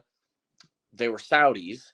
They trained in Afghanistan, so we went to Afghanistan. Then there was weapons of mass destruction in Iraq, so we went to Iraq. Never found those. That turned out to be nothing. And then we just, ever since then, what has unfolded with our country and the wars in the Middle East, it's just like, holy shit, man. Went down, countries pretty much went to shit since. Pretty much. You know, when you think about it. I mean, and it's sad to say, but I think 9/11 was the last time this country was somewhat united. Oh, yeah. It's where people were just proud to be American, whether you were left, right, whatever it was. Nobody gave a fuck. You were just. But that's the thing is, because of that, like, because everybody was united, it was very easy to get everybody on board with going to war. You know, especially young kids. Everybody was pissed off and scared, and they're like, fuck these motherfuckers, let's go. You know, and that lasted a couple of years, and then everybody's like, what are we still doing in Iraq? What are we still doing in Afghanistan? And then it just dragged out. So, so let's do you follow politics? Do you pay attention? Oh, yeah. So, obviously, I don't really give a fuck with anybody. Everyone knows I'm a conservative. I'm obviously big on the right. As a Marine, I know the answer, but you know, we're gonna have viewers of everything. So, who would you rather take orders from as a Marine, as leadership? Like, could you imagine being, you know, a sergeant right now with the leadership? Like, how do they deal with it right now with that? What we see, what's in office of not being able to finish a sentence. Who the fuck wants to go die for Joe Biden? Yeah. You know, and so we're about to get fucking dark here. So people conflate patriotism with loyalty to government. Fuck our government. Like, oh shit. Fuck our government, dude. Like that's something that I've realized as a grown man. Like I said, when I was 19 years old, I was a warrior. Send me to war. They could have sent me to Mars. I wouldn't have given a. Send me to Mexico. I don't give a shit. Send me. I was ready to go fight for our country. And September 11th had happened, and I had spent all of my teenage years like, okay, I'm going to join the Marine Corps. So like, I was ready to go anywhere. Now I look back at how everything's unfolded, and I'm like, yeah, it's just, my conspiratorial brain is just. Everybody can be conspiracy theorists after. I love I'm a big conspiracy guy, but I just know I know, but like, it's too obvious. It's just like, at this point, it's like, how do you not see these motherfuckers are lying? How do you not see, like, look at the state that the country's in right now. Look at it when it was in the state the country was in before COVID. You know what I'm saying? Before the world burnt to the ground because of fucking COVID. Gosh, man. When it comes to Biden or Trump, it's just like, dude, how do you nobody supports Biden. Nobody. Who the fuck would want to go to war for Biden? And I posted this on some shit. If you really want to see how Americans feel, read the comments. You can go to Joe Biden's page. You can go to any Democrat page, read the comments. You can go to any conservative page, read the comments. It doesn't matter who posts what. You can go, you'll find out how the American people really feel in the fucking comments. Look at the borders right now. Look at the, you know, it doesn't take a rocket scientist to figure out, like, there's a problem. No, but it's crazy because I still have liberal friends that I'll talk to them, and the things that they say, I'm just like, you're an idiot. It's like, because I'll be like, oh, fucking thanks to Biden's economy. It's not Biden's fault. We had a pandemic. And I was just like, there's no point. You can't argue. You can't argue with them. We had a pandemic. Was it the pandemic, or was the fact that we made a horrible decision to shut the entire country down and pay people to stay home and incentivize them to not go to work? Was it the pandemic, or was it how we reacted to the pandemic? How a certain political party reacted to the pandemic? You know what I'm saying? Like, oh, fuck, dude. And I wish you could see an alternate universe where Trump got reelected. Because I guarantee you, if Trump would have rolled out a vaccine, the liberals would have been like, no, the amount of people going after the vaccine would have, you know how, like, nobody wants to talk about the vaccine injuries It gets, you know what I'm saying? Nobody wants to talk Of about course. that. Athletes dropping and fucking heart attacks and shit. Mhm. Nobody wants to talk about that. Had it And been Trump in office, every single person who had any sort of side effect to the vaccine, their blood would be on Trump's hands. yep. But And it's because funny. Joe And Biden's it's in office, everybody just sweeps it under the rug. And people that don't think outside the box can't see this. And and I'm it's just funny that CDC now wants to say treat it like the flu, as if we didn't but know that. if you said this is just a fucking bad flu season, if you said that in 2020, You would have got ridiculed. people Woo! are dying. And I'm just like, where? Meanwhile, I'm watching the State of the Union I, yesterday, cringing. I know more people who've been fucked up sick in the past 6 months, like sick multiple times. I never get sick. I got sick twice in the last 6 months, like pretty sick. Flus, cold, whatever, in the last 6 months than at the height of COVID. And everybody I work with is like, yeah, dude, I agree. But nobody's talking about it. I'm watching the State of the Union yesterday, cringing, wanting to punch everybody in the face, and there's Bernie Sanders with a mask on, Fuck. and I'm just, and it's almost like a cult. Like you're watching Biden give this bullshit speech, and it's got people clapping. It's like a circus, Bro, and it's sad. it's like I'm watching a fucking episode of The Twilight Zone.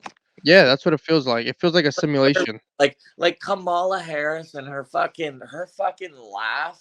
It's like, dude, like you can't talk.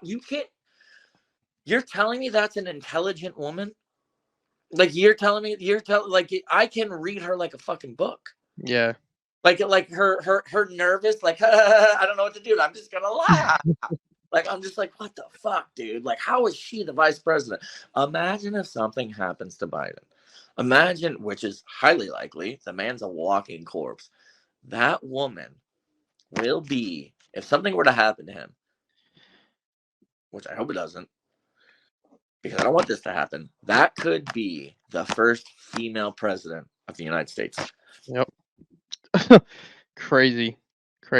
Imagine if that fucking happened. No, Oh gosh. I couldn't. She's So anyway, I have, sorry. no, That we're good. was politics. We're good. No, we're good. That's the whole purpose of the show. So I'm gonna wrap it some, questions off. Okay. So my first question would be, I know I've heard a lot of veterans speak about it.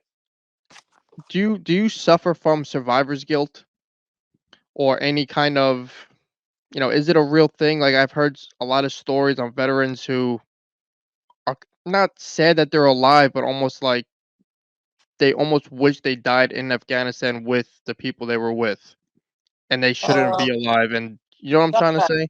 some guys, yeah, for sure. Some guys, yeah, and I've heard some guys. I've never really had that. Um, I don't know. I just kind of look at I always refer to this as like the scene at the end of the movie in Saving Private Ryan. If you remember the movie, you familiar with Of it? course. So at the end of the movie in Saving Private Ryan, everybody that goes to save Private Ryan basically dies, and the dude looks at him and he goes, because I forget the whole context of the whole conversation, but he basically said, "Earn this." Like earn the sacrifice that everybody made coming to get you. That's how you pay us back, basically. And that's kind of the way that I look at it. And that's how I took life after the Marine Corps. Okay. When was it you got the call for the UFC? How did that play out? So, all right. So I had worked my way up fighting. I had, we'll just start at the beginning of my pro career. So I got out of the Marine Corps, turned pro, started fighting, at this point, I think I turned pro at like 26, which is actually late in the game now. But I turned pro at 26, started fighting locally, and I was killing it, man. I had a 12-second knockout, my second pro fight. My fourth pro fight, I fought a kid up in Utah. He on Tapology. He was at that time he was the number one ranked welterweight in Utah. I was the number one ranked guy in Arizona. And he was, I remember like your amateur career or something was like 9-1, yeah, wasn't it? You were on a good skid. yeah. I was 9-1 as an amateur, and I was 10-0 as a pro before I lost my first pro fight. So I was on a crazy fucking like 17 fight win streak by the time I had lost my first pro fight. So it was just like winning was like, it was so, I was just so used to winning and winning and winning and winning and winning that when I took my first loss in MMA, it was kind of like a shock. I was like, what the, I don't lose fights. Like it was like a Right. weird, but I fought for the, I'll rewind a little bit. I'll go to my contender series fight. So I get to where I'm up to like, I think I'm 6-0 or 7-0 at the point. I get the call to go fight on the contender series. And actually they had reached out to the head coach at my gym because I had just fought in the LFA. And I hit that arm bar that I told you about earlier, the scarf hold arm bar in front of my jiu-jitsu coach. And then I grabbed my Marine Corps flag and I was feeling myself, man. In my head at this time in my life, I was the next fucking Conor McGregor and nobody was going to tell me anything. And you have to have that attitude, especially when you're in a cage. Oh yeah, and I had nothing to prove anything otherwise. Like I said, I knocked that the number 1 ranked guy in Utah. I knocked him out in 7 seconds, one punch. And then 2 out of my first pro fights were under 15-second knockouts. And for the record, I never fought anybody in my entire professional career with a losing record. So this was a big thing that also gave me a lot of confidence going in, is like I was fighting good guys. Right. You're not fighting bums off the street. Yeah, a lot of guys now, and it pisses me off. I get pissed off because a lot of guys will pad their records. They'll get to like 6-1, and 3 of the 4 guys that they fought had like losing records. They're just absolute cans. And I knew like that's why it was weird to me. So like I knew, I was like, when I get to the UFC, I've been fighting tough guys this whole time, so I have no problem fucking fighting in the UFC. But I got the call to fight on the contender series, and that was like my first like holy shit, like I'm gonna fight in front of Dana White. And if I win, like, and it's impressive, I'm gonna be a UFC fighter. And the week before, Sean O'Malley had just fought, so I was in the first season of the Contender Series. Damn, it's hard to follow up.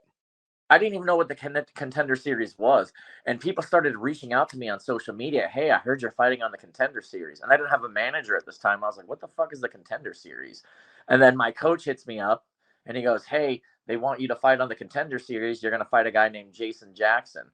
And I was like, okay. So I looked him up, and it was the Jason Jackson that was on The Ultimate Fighter. The same Jason Jackson that just won the PFL Bellator, the welterweight fucking PFL versus Bellator belt. It was that Jason Jackson. So I was getting ready to fight Jason Jackson, and that was like a big moment for me because he was a guy that I had seen on The Ultimate Fighter. And it's like, now I'm going to go in and fight this guy. And I'll send you this video too. About 15 days before my fight with Jason Jackson, I was training, and I went to go kind of like hip toss, like wizard kick this dude. And I was training with him, and he came down on top of me, and my whole shoulder separated. So my shoulder popped out of socket. I tore my labrum and my rotator cuff 15 days before my Contender Series fight. And I'm going in to fight this guy who's an absolute fucking killer. And I'm like, okay, well, he's not a grappler, so he's not going to try to take me down. So if as long as I can throw a jab, like, and I can bluff with my jab, I can land my fucking right hand. And so, like, it's a Contender Series. Looking back now, there's no way in hell I'd fight Jason Jackson with like, and seeing what he's done. But back then, it's like, you didn't know when you wanted to fight the UFC. So you're like, yeah, I'm going to go fight him. I don't care. This is my dream. I mean, you don't know if you pull out and you never get that chance again. Exactly. So it's just like, yeah, you're taking the fight. Yeah. And then, so I go in and I fight Jason Jackson. And it's funny because in the first round, if you go back and you watch the fight, you can see there's a part in the fight. He has me. I didn't think he was going to shoot. And then I ended up on the cage wrestling with him. And I was like, fuck, this is where I didn't want to be. And I remember there was this point in the fight when he was like trying to grab a wrist right, and I could feel my shoulder popping out, and I was just immediately was like, fuck. And it was funny because he's like, are you okay? And I'm like, yeah, good, keep going. And then he just starts punching me in the head again. And I didn't think that he thought anything was wrong. I don't know. But the fight continued. We get up, and then I throw this spinning wheel kick, back him up to the cage. I go uppercut, and I've always had a fucking powerful right hand. That's like, everybody's known me for that. So I go uppercut, wing and overhand right. It cracks him. He falls down. I jump on top and start punching. And then we kind of grappling exchange goes back and forth. I finish the round on top. And at that point, I was like, damn, this is a back and forth fight because I thought that I had won the first round because I dropped him, obviously. So now it's 1-1 going into the third. No, we're going to the second round. Oh, so that was the same round? Yeah, so all in the first round. So the first round, he gets me up, he takes me down. I get back up, we're fighting. I hit him with the right hand. I drop him. I jump on top. I start punching. He sweeps. I think he ends up getting on my back. I turn over in his guard, and I start punching him. And I think that kind of ends the round right there. And then I go out again in the second round. And in the beginning of the second round, I throw like an inside leg kick on him. And then I go to step forward, and I'm looking, and I'm just like looking at him. And then all of a sudden, I see his ankle completely come out to the side to the point, and I see him kind of drop. And I look at his ankle, and I was like, his ankle was like this. And I was like, oh, shit. And he kind of fell to the ground, and he had broken his ankle when he fell. When I hit him with that right hand, this is the second time this has happened where the guy that I knocked out in 7 seconds, he collapsed on his ankle and broke it too. Ankle breaker. Yeah, this is the second time this has happened. But I didn't know that his ankle was broken. He kept fighting. Like, what a tough motherfucker. So his ankle snapped, popped out, somehow popped back in. He continued to fight for probably another minute of the fight, then gets back up, walks to his corner, comes back, and his ankle comes out in the beginning of the second round. So they stopped the fight, and I won by TKO, which always kind of made me feel weird because I won because he got injured, but he got injured because I dropped him. Right. And also I fought the man with one shoulder. Like when I tell you I got shoulder surgery right after the fight. Thank God it was for the Contender Series because their insurance covered it and everything. If that would have happened at like a local fight, I'd have been screwed. But anyway, I wouldn't have even taken the fight. If it wasn't a Contender Series, I wouldn't have taken the fight. So you win that fight. Do you get a contract?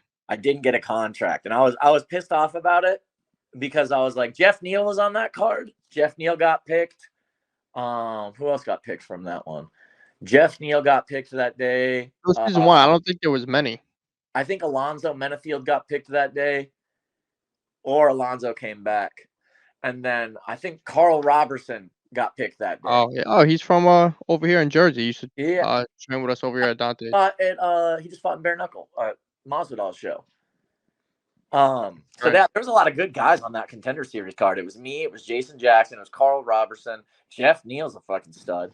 So I win that fight. I don't get the contract. I'm pissed off, and then from there I go to fight Jaleel Willis. So like at this point, I'm just like, I'm starting to get pissed off. Remember, I had a really good amateur career, and I haven't lost. I just won on the Contender Series, and now I look at this guy named Jaleel Willis. So I started looking at the rankings, like the welterweight rankings. People, pundits and stuff would, Tapology, and people come down and they would rank all the upcoming prospects. So like Sean Brady was on the radar at that time. I wanted to fight Sean Brady. He was like 4-0 or 5-0 at the time, and everybody was talking about he was really good. And so he was one of the guys on the radar. So I just looked at it like, fuck fighting all these. Like, I'm going to fight the killers. Like, I'm going to fight the dudes that when I beat them, the UFC can't pick them. They have to pick me. So I went and I fought Jaleel Willis, who I think was probably ranked number 2. In the UFC, you fought him, or? No, I fought him in the LFA. So I fought him. I beat him. And then I fought again to get to 10-0, just on a local show. Then I fought for the LFA title against James Nakashima, and I lost that fight. It was my first ever loss. And at that point, I was kind of mentally like over it because you get to 10-0. You already won on the Contender Series. I've already beaten a handful of some of the top ranked guys in the country. Yeah. I already feel like the window's closing. And I'm just like, how many more times do I got to fucking fight before these guys give me a shot? Because I don't think people understand it. Finally had lost, and I had lost to a guy where it was just like, I was like, now I got to go win 3 more fights. I was like, at that point, I was kind of like done. I was like, fuck because people don't understand. MMA is not like baseball or basketball where you have an off night, you lose, and tomorrow's a new game. Like, you lose in MMA, it's years to get back to where you were off that one loss. It's not that one loss will erase 3 of your wins. Yeah, so like it's not like football where you lose and okay, we got next week. No, like you lose in MMA, your stock it's down. I mean, you can't afford to have a rough night. You could lose a decision where you got robbed, come back, try to find a fight, have nobody agree to fight you. You finally get somebody to fight you 6 months later. You go to the weigh, and the person pulls out of the fight. Yep. Like shit like that happens all the time. So like nothing's guaranteed. Or be a number one contender, take a fight on short notice, lose, and there goes your title shot. Yeah, no, MMA is it's a bitch. It's my longest, most toxic relationship. So I lose my first pro MMA fight. I lose to James Nakashima. I'm training in Arizona. I'm training at Arizona Combat Sports. It's a smaller gym, and James Nakashima was training at the MMA lab, and he was a wrestler. Like he wrestled at Nebraska. His number one wrestling partner in college at the University of Nebraska was Jordan fucking Burroughs. Jesus Christ. I mean, And you it's don't get like any that's the better than guy that. that I lost to my first professional MMA fight. And so and like after losing, I was just like there was I knew for a while that the small gym that I was at, I was like, look, if I want to fight with some of the best guys in the world, I have to be training with multiple guys in my weight class who are already in the UFC or already in Bellator. And I was looking around my gym and it was just not a professional setting. It was more like a club. Guys would show up or not show up, and it was just not very well led. Whereas you go to the MMA lab where I'm at now, this is a good part of the story too. You got John Crouch who's leading the team and holding guys accountable, and everybody's there and everybody's professional. Everybody shows up and everybody's focused. It's not like a bunch of dudes hanging out. Let's get some rounds in. You know what I'm saying? Like, it's a different animal. So I'd lost to James Nakashima, and he was training right across town at the MMA lab. And so I reached out to him and John Crouch, and I was like, hey, I want to come train with you guys. Would you guys be okay with that? And they're like, yeah. So a month after fucking losing to this dude, I'm in the gym training with him. Hey, look at Strickland and Pereira. Oh yeah. No, and that's how I've always been. I've always been like that with fighting. I don't take any, like in the cage, I'm a motherfucker, but like I'm a gentleman. You know what I'm saying? Like it's business. We got to go do Nothing it. wrong with that. And so I went over there, and I think what really hurt me at this time is I didn't know what I didn't know.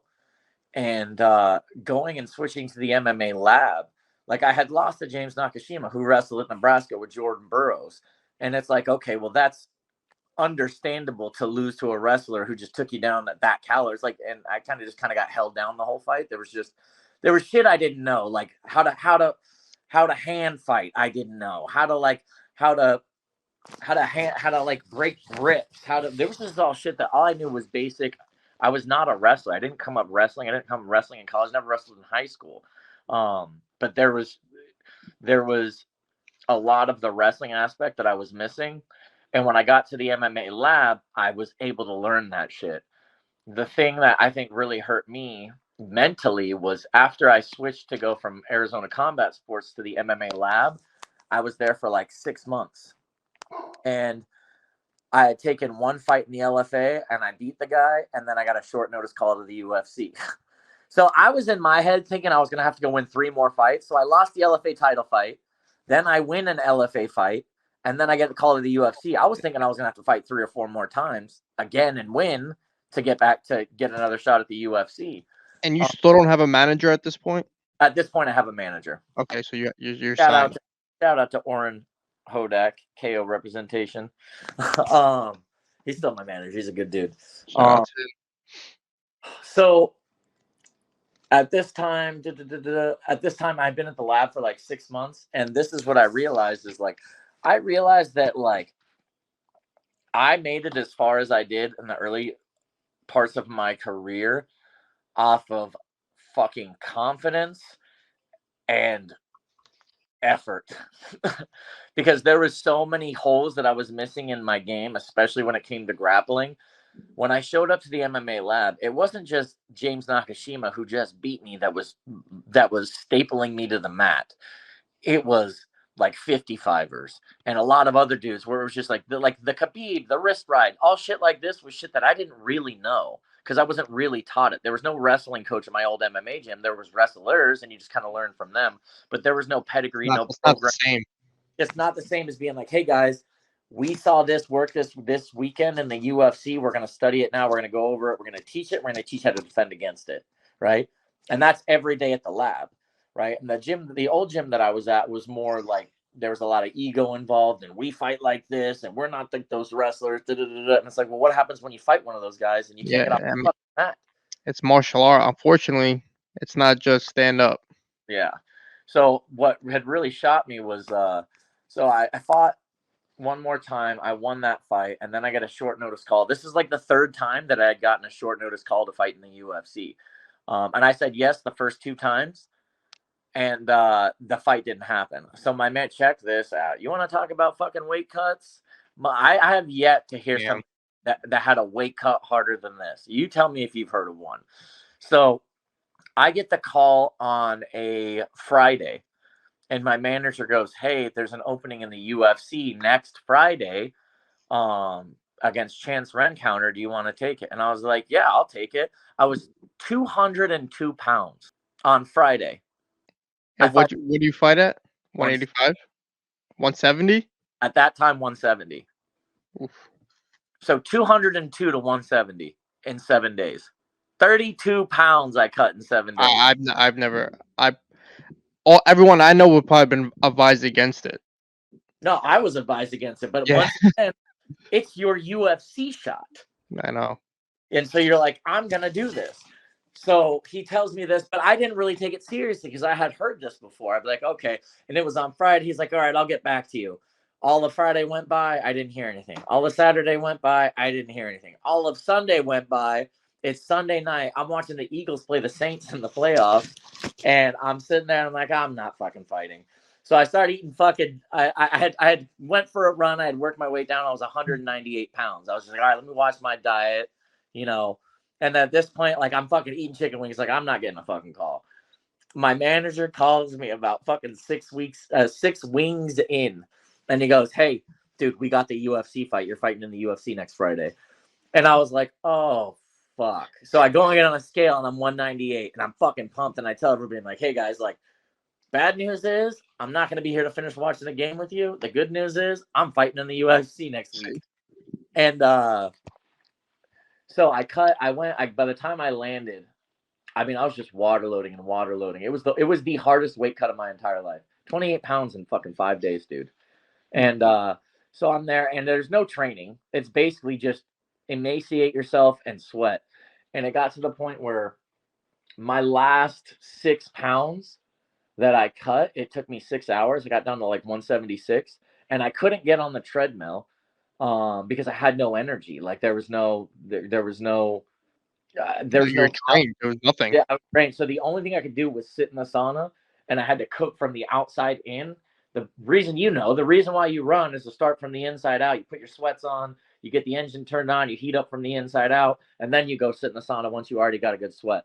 But if you just go in completely bone dry when you're totally dehydrated into a sauna, dude, I was sitting in there for like an hour and a half, 2 hours before I started leaking, you know?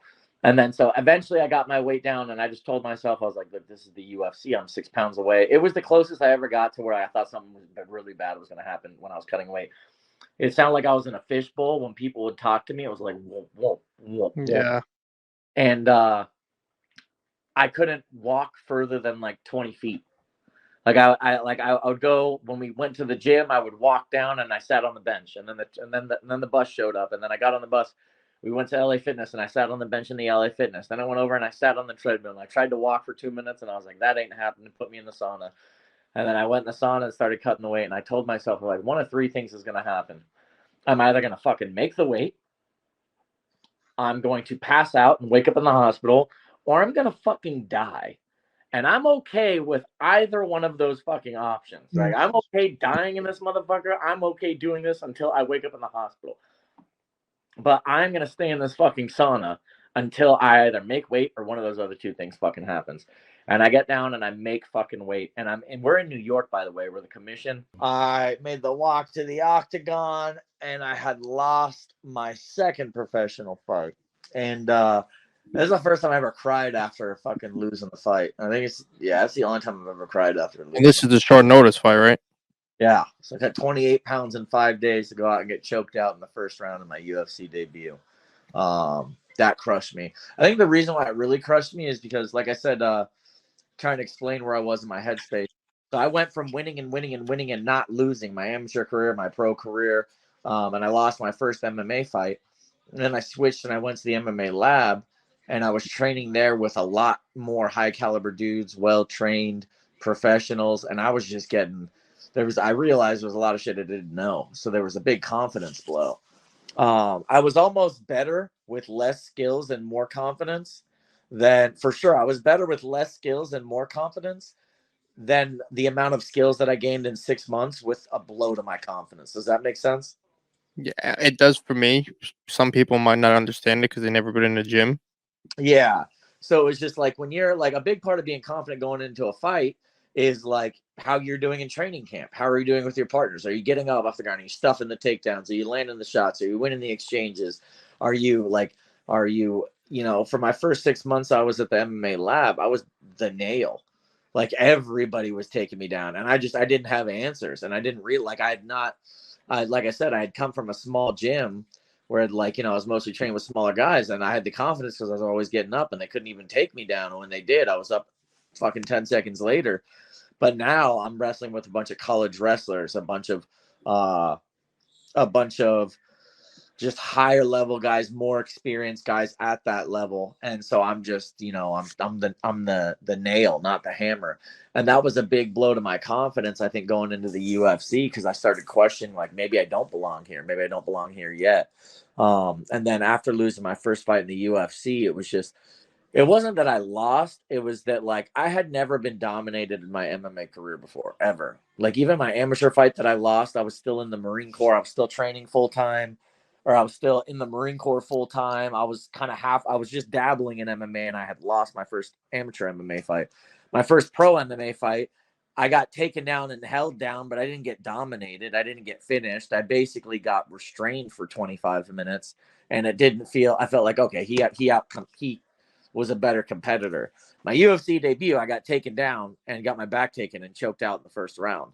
And it was just like, I'd never been dominated like that on the biggest stage, the stage that I wanted to be on for my entire career. And like, it was and I knew at the same time too, because I was on the cover of the Marine Corps Times before I got to the UFC. Like, I knew how many people were supporting me and where I was coming from. And I just feel like I had let all them down. It was a big psychological blow for me. And What then year is this? 2019. 2019. And was it a fight night? Was it a pay-per-view? It was the first ever ESPN card. It was Henry Cejudo versus TJ Dillashaw. It was in Brooklyn. I was gonna say that was New York, right? That Yeah, was pay. it was in Brooklyn. So I flew out there, made the weight, fought, shit the bed, and then like I was like really. So I went from being like, oh, I'm the man, to being like, fuck, man, if I lose one more fight, the UFC is gonna cut me. Like, I lost miserably in my debut, and so I was not in the right mindset, but I wanted to get back and fight again, because my entire career I had just been like, fight every 3-4 months, all the way to the UFC. Just fight, fight, fight. I was always in fight camp. So I was like, okay, let's fight again.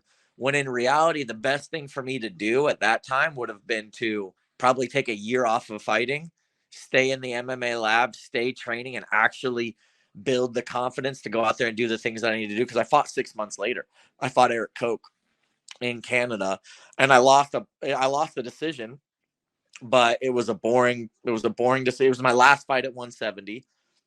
It was a lot easier cut than the 28 pounds in 5 days, but like, still, I knew after making weight, I was like, this is the last time I ever fight at 170. I knew when I got on the scale, I was like, this is the last time my body will ever weigh 170 pounds till I'm in the fucking grave. Because I was like, I cannot fight at 170 anymore. It was just too hard. When I got back into the cage in Canada, I was 204 pounds. So I was a big fucking welterweight. And so I lost that fight, got cut by the UFC, picked up my job working that I'm working now. I didn't know if I wanted to fight anymore. I didn't know for sure if I wanted to fight anymore. At that point, I was kind of like, I didn't know what the future held for me, but I was like, all right, I didn't want to give up. So I was like, all right, I'm going to go fight on the regional scene. And the shitty thing about fighting in the regional scene is everybody I fought after I fought in the UFC was either a UFC or a Bellator UFC or a Bellator Ultimate Fighter, they were all guys that had fought, like, or the Ultimate Fighter, or they were all guys that had fought and done well. I wasn't fighting any more 6-0 prospects. I was fighting guys who had either fought in the UFC, and I was fighting them for like shit money. So like I got cut by the UFC. I fought twice. I won two, I think my first fight was second round. So I got 2 TKOs my first 2 fights at 185. And I was like, okay, the weight cut was a lot easier. I was like, okay. And I felt better. I was growing into my body. I was lifting weights instead of just spending all my fight camp on a treadmill. I was able to lift weights and make the weight easily. And I was doing well. And then I fought Chris Curtis. So I fought Chris Curtis in XMMA. I was 2-0 at 185, and I knew Chris Curtis is a bad motherfucker. And I knew, like, if I beat Chris Curtis, chances are I'll get back to the UFC. 3 wins in a row at middleweight. If I go in and I knock him out, like, that's 3 straight KOs in my new weight class. That gives the UFC, that gives me not leverage, but that gives me an argument to tell the UFC, like, look, I'm in my real weight class now. I'm knocking dudes out. Let me back in. I'm making enough money outside of fighting that I don't have to rely on fighting to pay my bills or even make good money. Like, beyond, I'm not just paying my bills. I'm doing really well. I know, it's not optimal for me, but I don't rely on these fighting paychecks. So it's kind of like fighting for free again. I'm trying to find out where to fight. I'm not Bellator cut me, or the PFL cut me. So I'm no longer under contract with them. This I found out like a month ago. And I haven't even breaking news. I haven't told anybody. You're the first person I've told this, but this is where I'm at now with this. And I'm still fighting. I'm going to fight till the end of this year. But like I said, I'm on the regional scene. It could be a short notice regional fight somewhere in the country. I'm ready to go. But as far as seeing a long term for me, just being honest, is the UFC going to pick me up at 35? Maybe. Probably not. The PFL already cut me. Maybe they'll pick me back up without me fighting. I don't know. Or if I go in and I get a big knockout, then they pick me up. I don't know. But I think with my back being good and me being healthy and training, I'm just gonna give one last run into it and see where I fucking land. But I'm ready to be done at the end of the year. Like I said, it's been a long fucking road, and yeah, if the juices were to squeeze, this is kind of getting into being a depressing part of the fucking podcast. Hey, listen, it's part of the story. Man, people don't see the behind the scenes of what really goes on when it comes to training and the abuse in the body, and That's the thing, is like people don't realize like the fight's the easy part. yes, it's the life, You know what I mean? it's the lifestyle, it's the fucking. If you want to fight at the highest level, you got to be all in the gym training, and you got to be there every fucking day. You're going to be injured. You're going to do the weight cuts. You're going to diet. Like, it's a lifestyle. And I've been doing that since I was 21 years old, and now I'm 35, and the way I see it is like, okay, if there's no juice at the end if there's no pot of gold at the end of the rainbow, and I'm just continuing to put damage on my body, and It's not worth it. it's like, this is the ugly side of the game that people don't see. It's like, when it's over, it's like there's, for every, like I said, I came up and I used to train with Strickland back in the day. It's like his fucking story worked out. He became a fucking UFC champion. Hey, but everyone's story is different. Yeah, and my story, You know what I mean? it's one. I wouldn't say it's regret, because I would never trade my life for anything, man. Between the Marine Corps and fighting, man, it's been a fucking wild ride. But I'm at the point where it's like, I'm 35. I'm looking at memories on social media from 10 years ago when I was fighting, and I'm like, okay, fighting makes sense if I'm making big boy money right now, right? But to go out and break my fucking hand on someone's face, or to go out and blow my knee out in training, or God forbid injure my back again in training, to go out and fight for a $2,000 paycheck against some UFC vet, you know what I'm saying? It's like, okay, Yeah. where's the juice worth the squeeze for me? So it's like, I'm still in the gym and I'm still training and I'm waiting for opportunities. I'm really thinking karate combat is something that we've thought about. I think of karate combat. If they want to pay me good money, I'd love to go do that. I think I'd smoke a lot of dudes in karate combat. But yeah, that's kind of where I'm at now, is waiting for an opportunity. I actually just talked to my manager early today, and we're just, back on the regional scene, trying to get some fights and see where I land. But my long-term goal, I'm making good money now with my job, is to open up my own MMA gym. And I'll be able to do that financially without having to fight to get that money. Which is a blessing in its own. Yeah. Because some fighters come out with no avenue to turn to. Yeah, that's the thing that where I feel really blessed is a lot of guys, and this is where, like, if you'd have asked me 6 months ago, like when I was coming off of back surgery, like thinking Bellator was going to cut me and like not really seeing much of a future in fighting and not making the type of money I wasn't working. I was just working as a normal security guard, making 45 grand a year. And I'm just like, so this is what I do now with my life. So now I have this opportunity that I'm in now with my job where I'm working now as a bodyguard and I'm making really good money. And I'll be able to save enough money to start my own business. I'm planning in about a year. So right now it's like I want to continue training and fighting, working my job, save my money, and that's like ultimately that'll be the next chapter of my life is moving on to running my own MMA gym. But we'll see if we can make some noise along the way. That's the game plan. Like I said, listen, every good thing comes to an end eventually. I'm sure you never, not many people could say, "Hey, I'm going to fight in the UFC," especially when you're over in Afghanistan, and then actually fight in the UFC, whether you win or lose. There's guys who don't even get that call, that chance. So for you to get noticed, you've accomplished something that you should be proud of. And Yeah, you no, know, I remind myself of that. But it's kind of like, dude, it's like the way I describe it is like going 0-2 in the UFC and losing. And this is just me being honest. Like people want to, no, man, you're lucky you made it. But like, this is something that I yeah, saw. you're a competitor. People don't realize the worst fighters in the UFC are the best fighters in the world. That's something that people need to understand. That like, it's like if you played in the NFL, the backup, the third string quarterback in the NFL is one of the best football players in the world, right? And with MMA, it's the same thing, but we just don't get paid like that. Definitely not. If you're the guy in the prelims of the UFC, like you're one of in your weight class the top 100 motherfuckers out of 8 billion on planet Earth.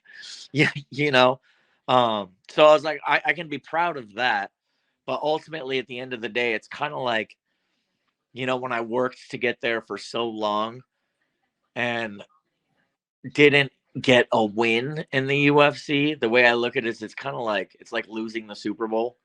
It's like you kind of just wish you almost wish you never got there You because know it's how that feels as a recent. more embarrassing to get there and have the lights on me and fail Yeah. than it was. That's kind of negative self-talk, I guess.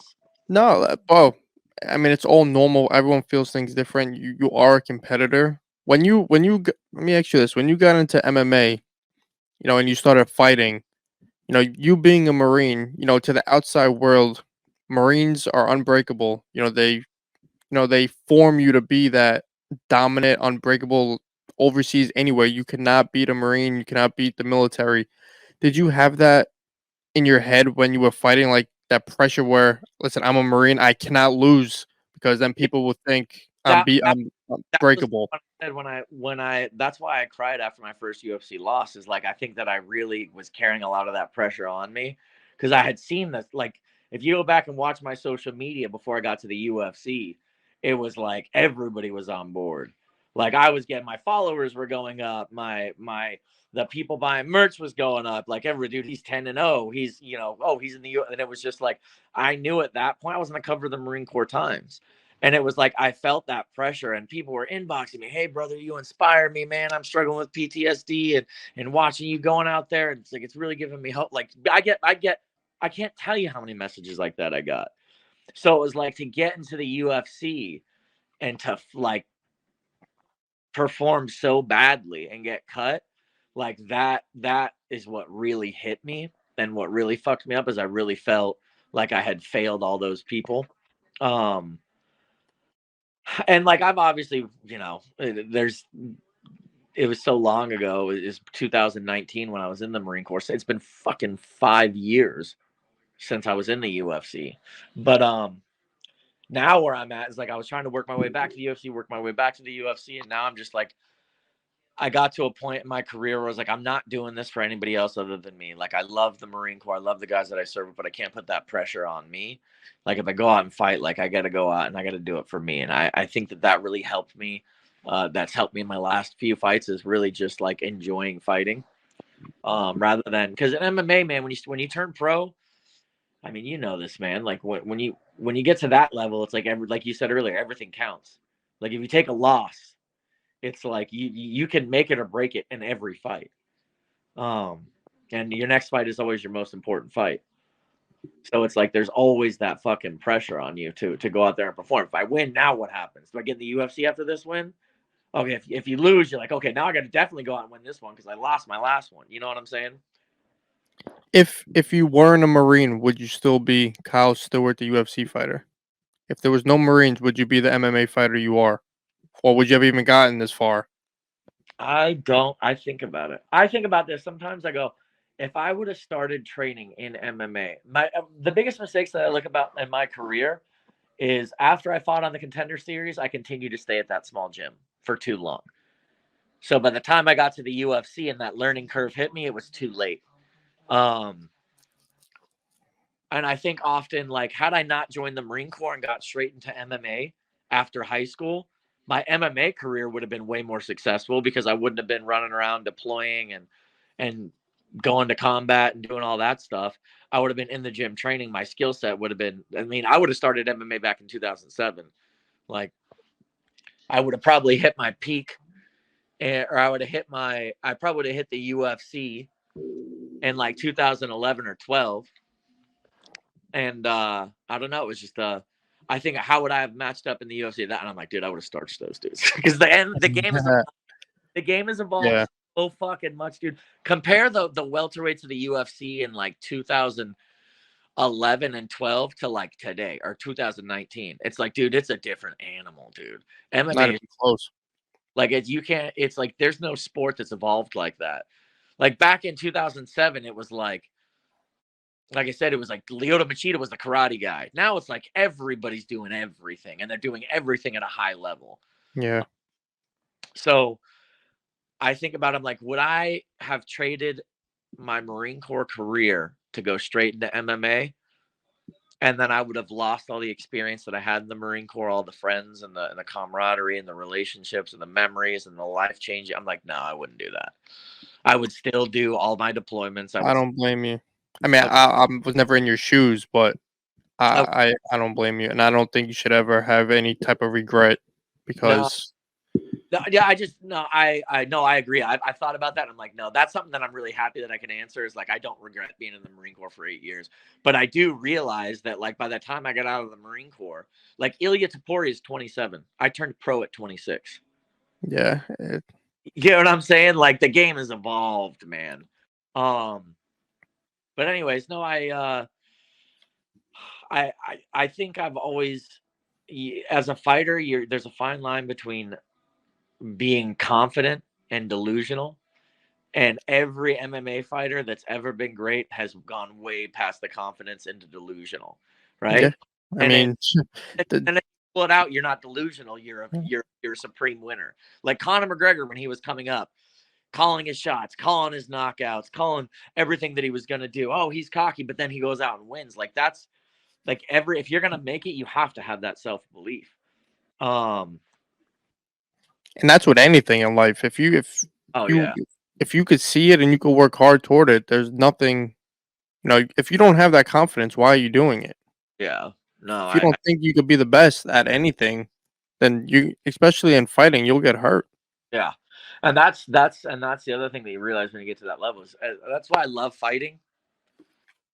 One of the reasons why I love fighting is fighting is brutal. It's beautiful and it's brutal honesty. And the beautiful thing about it is if you go in and you beat that man, he didn't give it to you. You know, you had to fucking take it from him because he wants it and you want it. And whoever the best man is, like it's the ultimate meritocracy. You know what I'm saying? It's the ultimate, like, I fought Jason Jackson with one shoulder and fucking knocked him out. And I can look back at that memory and be like, damn, I fought, and now he's a world champion, 2-time world champion. I'm like, I fucking beat that dude with one shoulder. And I look back and I was like, I shouldn't even been in that fight.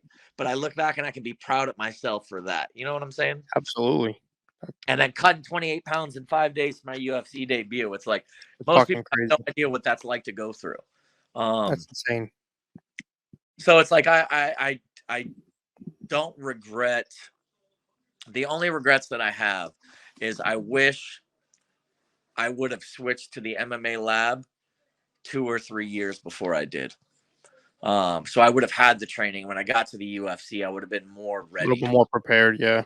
Yeah, because I just got there, and then I mean, I was so confident going into fights on the regional scene before I got to the UFC. I could look across the cage and see in that dude's eyes he was fucking terrified. And like when you're knocking guys out in 7 seconds and 12 seconds, and I'm flatlining dudes and they're falling over and breaking their ankles, dudes on the other side of the cage are like, oh, this motherfucker cracks. So it's like I would see guys and I would see it in their eyes, and I would just, the confidence that I would have, the really good guys, I could see they didn't want to be there. And then when you get to the level of the UFC, it's like, no. Everybody there is an absolute killer. You know, it's like nobody there is scared of anybody. Everybody there is like, it's the real deal, you know? And anyone could win any given night. Yeah. No matter who's ranked what. Yep.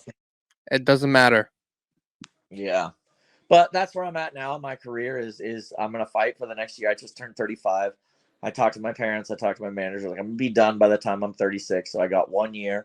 Let's try and find some fights and make some noise. And if I can make a little money on the top of it at the end, that's great. But, you know, my focus is more on kind of the end of my career. And I want to kind of go out with a bang and have some great fights and have some fun with it, you know. And it's kind of nostalgia. I'm stopping and smelling the roses a little bit more because I know I'm coming towards the end of my career. And I look back at my memories from 10 years ago and I'm like, where the fuck did time go? How did it go by so fast? I felt like it was just yesterday I was hitting pads in fucking Afghanistan thinking about being in the UFC, you know. But What? So a little off topic, but back in the military, did you ever have any interactions with like Dakota Meyer or Kyle Carpenter or any of those guys? Was that past your time, before your time? I think those guys were before me. Yeah, those guys were before me. No, I didn't know those guys. I mean, yeah, I didn't know either one of those guys. I think Dakota Meyer follows my Instagram. He's coming on the show Monday. Oh, okay. Yeah, I Someone have- my Instagram, which is pretty cool. So we're gonna wrap it up with quick rapid questions. Top 5 favorite war movies.